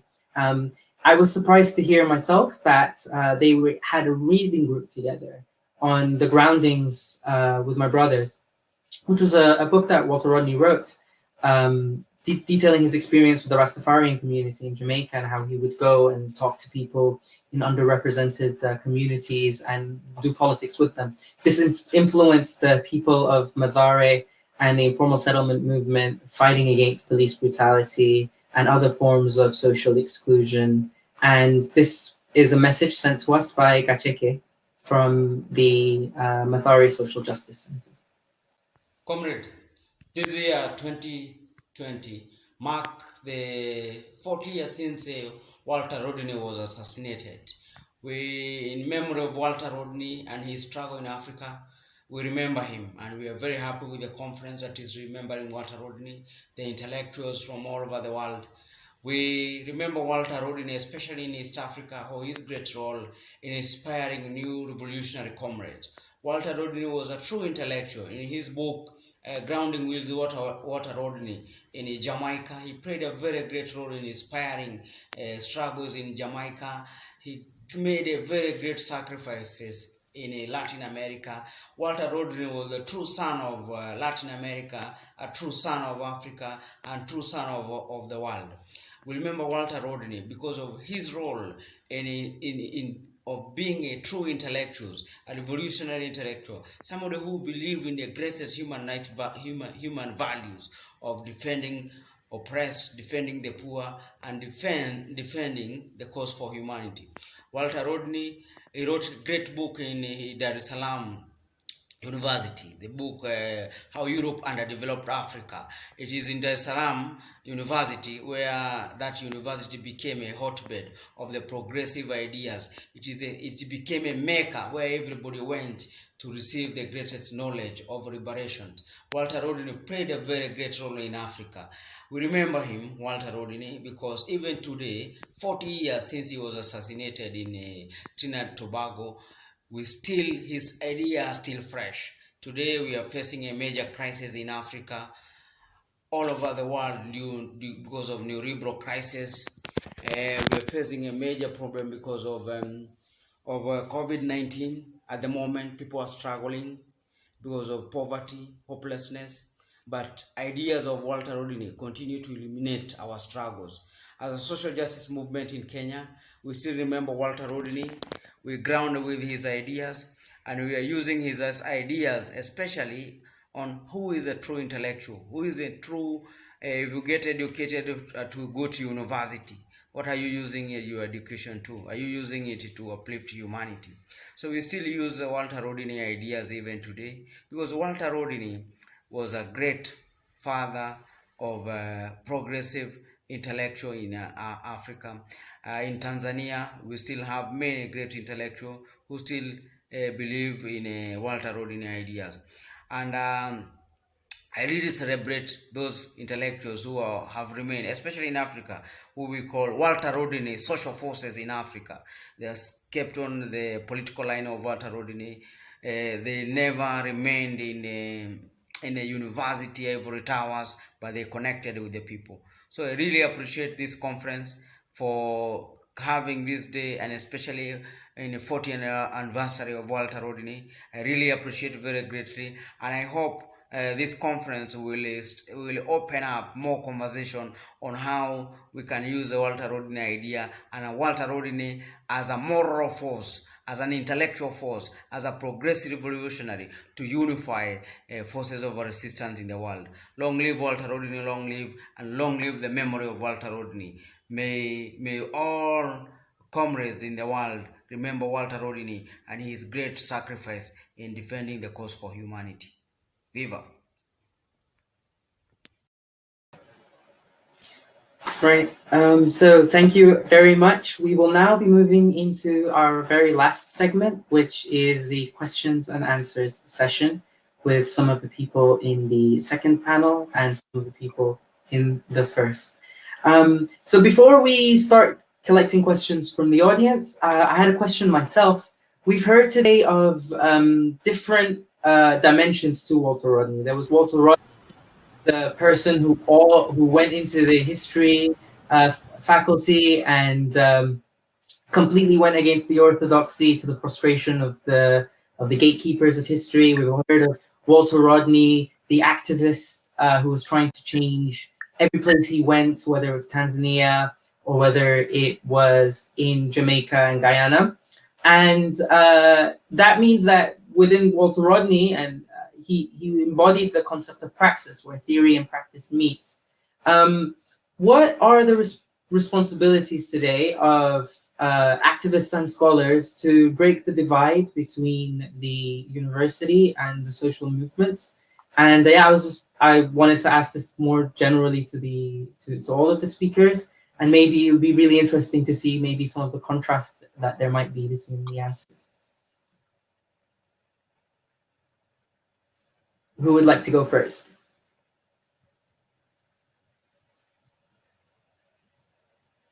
Okay, people don't go first, I'll pick. So, Prince. Unmute. All right, thank you so much, Mo. So I do think there's really going to be a very strong connection between activism and the academic prowess of Walter Rodney's work. Both intertwine and both cannot do without the other. Why? Because we need to inform young people, we need to educate them, we need to continue to promote Walter Rodney's work academically.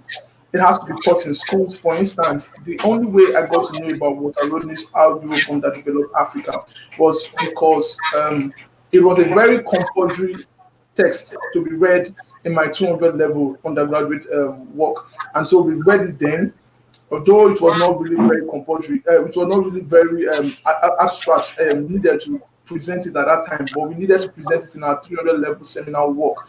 And so if we continue to promote the academic, the works of Walter Rodney academically, it would also make more sense to now balance it with activism. Promoting it academically is good. But now, Rodney was a scholar and Rodney was an activist. He combined the two. And that was one thing that was so exceptional about him. He was not just the one who spoke from the theoretical perspective. He went into the street.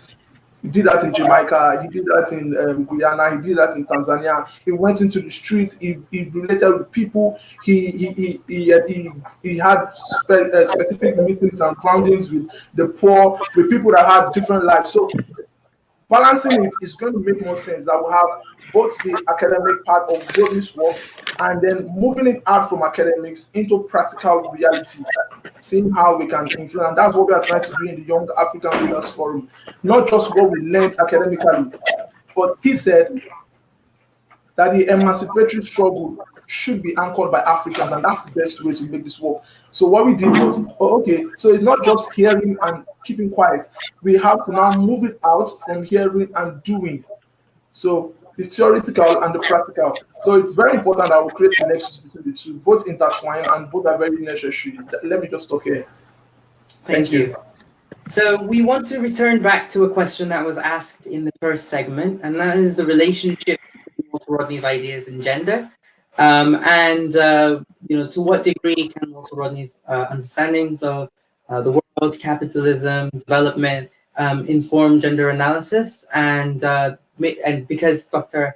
Amabaini brought this up, how could maybe we update some of Walter Rodney's ideas to incorporate broader understanding that's sensitive to gender? Okay. I think the first thing that I should say is that I appreciate that Dr. Rodney, like many of our male revolutionaries, progressive freedom fighters who were men, they were products of their times. Apart from some exceptions such as Amilcar Cabral and Samora Machel and Thomas Sankara, who spoke specifically and had a gender inclusive perspective. And as I said in my presentation, I think that it's very likely with the openness and radical humility of Walter Rodney that he would evolve towards a more gender sensitive perspective.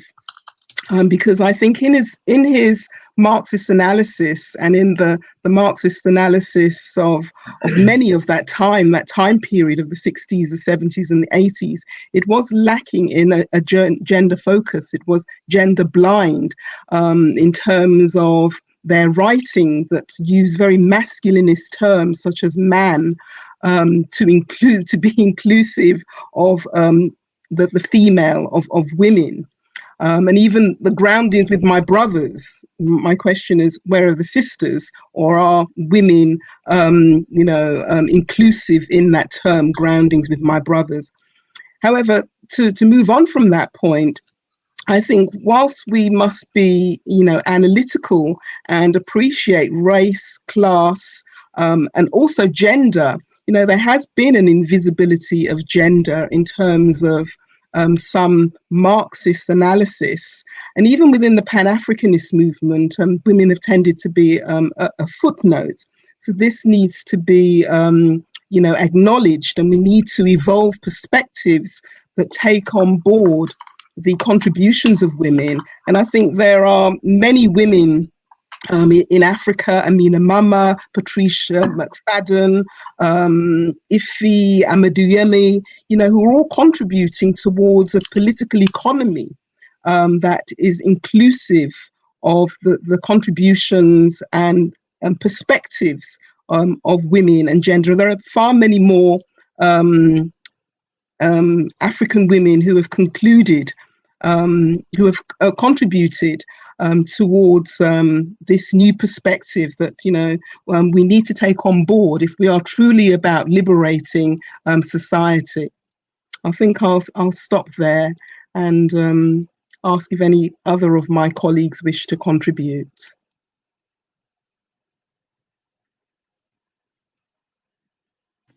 Had Walter Rodney lived, I am absolutely confident that he would have adapted to the forms of ideological and political change which took place in the Caribbean from the 1980s onwards, in which the question of gender became central. And he himself, throughout his political life in Guyana, fought side by side with extremely strong, independent women. His own wife, Pat, Andaye, Karen de Souza, these were not weak women. All the same, what is quite clear is that in the politics of the 1960s and 70s, focused as it was, at least towards the horizon of armed struggle, while women were understood to be included in the armed struggle, there was a kind of masculinist focus that was part of the structure of that politics, which found its expression in the focus on the politics of class, and possibly as race as a subsidiary category, but class as the key category, with the category of gender suppressed in importance. And what is extraordinary is the way in which, after the murder of Rodney, after the collapse of the Suriname, the optimistic period of the Suriname revolution, after the suicide of the Greater Revolution, what we see in the Caribbean is this extraordinary flowering of a Caribbean feminist tradition. And that is one of the fruits of that militant period in Caribbean history. And I am quite confident that Walter, first of all, would have been forced by his female contemporaries to pay greater attention to this set of questions. And I'm also confident, knowing everything else we know about him, that he would have responded to this.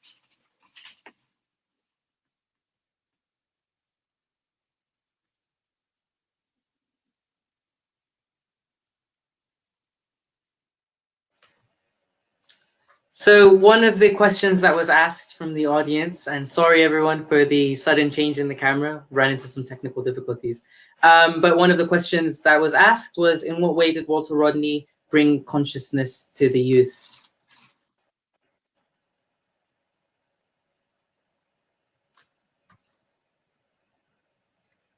Well, I will pick, because you are the youth and you're part of the Youth Historians Project, the Young Historians Project. Jasmine, in what way did Walter Rodney bring consciousness to you and some of the youth that you know?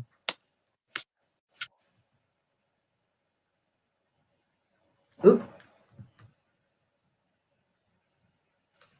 If you could unmute yourself. Sorry. I would not want to speak on behalf of all youth. But yeah, for me personally, other than what I already expressed, I think what resonated with me as a young person was a like a zeal and like quite a passionate feeling of wanting to be active in a process of change. And for me, Walter Rodney was the first and maybe the only historian by definition I came across that encompassed that. I also would say I feel like he was probably one of the only historians I came across by name, just because of the reference I made to my family. And this was all done outside of school. So I would say that just in the comment, okay, this relates to the first question perhaps on the academia and institutions. A lot of my understanding of history came from outside of school. I really loved history at school, actually, which seems to be different to quite a lot of the other people I know. But it was mainly British history. In A levels, we did do the economic history of South Africa, which I enjoyed, and some history on China. But for the most part, I feel like the Young Historians Project was set up because there's a disparity in Britain where there's quite a significantly low amount of people from Caribbean and African heritage who take up history academically. So we've been set up to kind of combat this, which I do think is really important.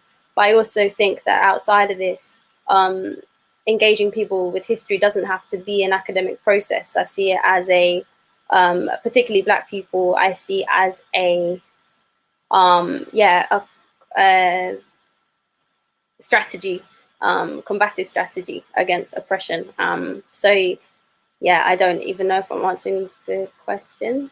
Yeah, okay. So the consciousness for me just came from the active components, and in terms of his, well, yeah, I guess being a lecturer as well is really significant, particularly in contexts where like universities aren't really elite.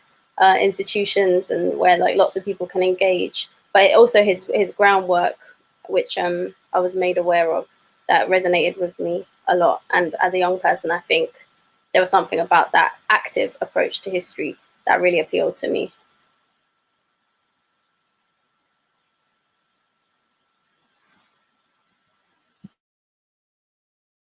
That was really excellent, and I was wondering if there were any other members of the panel who would be interested in touching on that as well. Sorry, you're muted as well, Emma.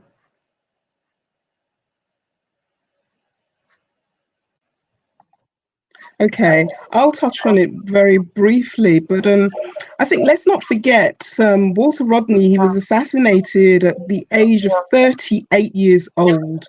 So he was a young man, and what appealed to people, why people resonated around him and found him as a magnetic force, was that he was very unassuming. He was youthful, he was young as well. So I'm sure people would not have assumed that, you know, he was a professor, a lecturer. So he had this magnetic charm to be able to communicate with people and ordinary people such as the Rastas, and he was able to engage with them in such a way as to explain, you know, very simply some very complex issues about African history, world history, African people's place within the whole context of imperialism and capitalism in ways in which ordinary people could connect to. And this was how he was able to act as like a catalyst in instilling confidence in ordinary people, to give them the sense of self-empowerment that they could change things. And that is why he was a significant threat to the Burnham government and also the government of Hugh Shearer of Jamaica. And that's why they refused to let him into Jamaica in 1968, when he traveled to Montreal for the Black Writers Conference, and he was not allowed to enter Jamaica and was considered to be a person non grata. Because we have to appreciate within this time that the Black Power movement as a slogan was spreading like wildfire around the world, particularly with the slogan Black Power itself, initiated by the great Stokely Carmichael, later to become Kwame Ture, and then the Black Panther Party movement being found in October 1966, and then Black Consciousness movement emerging in South Africa. So all of this has to be seen within the context of the time, globally. And therefore, Walter Rodney, as a young man, a young intellectual, a young radical revolutionary, was considered to be a threat within his own country and within the region, within Jamaica, because he conscientized the people. So that's what needs to be understood.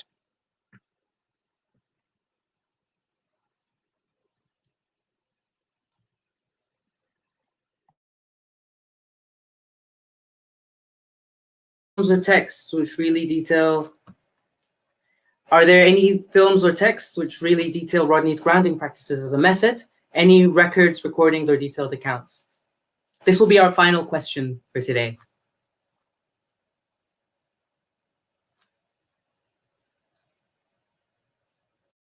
I think there's going to be something posted on the stream for the conference about two movies, two films. One, Matthew Smith's The Past Is Not Our Future, and the second film, Disturbance 1968, which will be shown for 24 hours on December 11th, which address some of this through visual media. But of course, the place to turn to is the book, Groundings with My Brothers, which is very much a document of that particular period.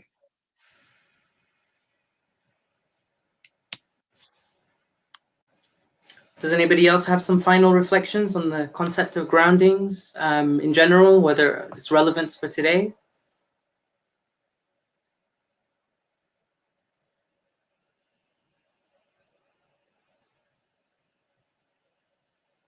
Well, with that, we'll just say that this was an absolute honor. And just to reiterate, for those who didn't catch it in the before, I just want to reiterate that, you know, it's going to be extremely important for us as we move forward to try to understand how Walter Rodney's legacy lives on today. And I don't want to say this just to eulogize Walter Rodney, but to say that what might be missing is careful thought. One of the things that to me has always been the most impressive thing about Walter Rodney is when everybody was enthusiastic about what seemed to be the prospects of socialism and various state leaders claiming that they stood for Black power, they stood for socialism. Walter Rodney always stood by his principles and always said, you know, I'm going to study the history of the people in this place that I'm in. I'm going to go down and talk to people through groundings, and I'm going to figure out whether or not this process that is being claimed by these leaders and dictators is what it aims to do, or whether or not they are trying to deceive us. And that meant that Walter Rodney was not necessarily popular among some of the people who claimed to be the ones who are bearers of his mantle. And so with that said, it's also important to notice, just in case for those people who may have missed, we briefly talked about this earlier, but it's also important to notice that Walter Rodney's legacy also lives on through the friends and family who survive him. And so there is just one final statement that I would like to read before we conclude. If you just give me one moment.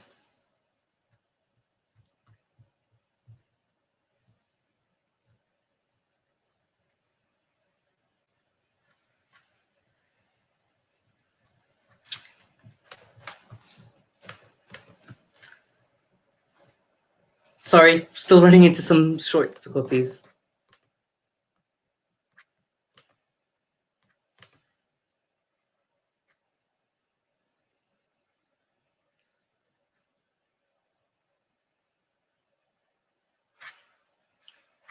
Unfortunately, it was not possible to receive the statement, but we will be posting it on our social media channels. So please keep your eye out on that. And for that, thank you for this absolutely wonderful event. And it was an absolute pleasure to host you all.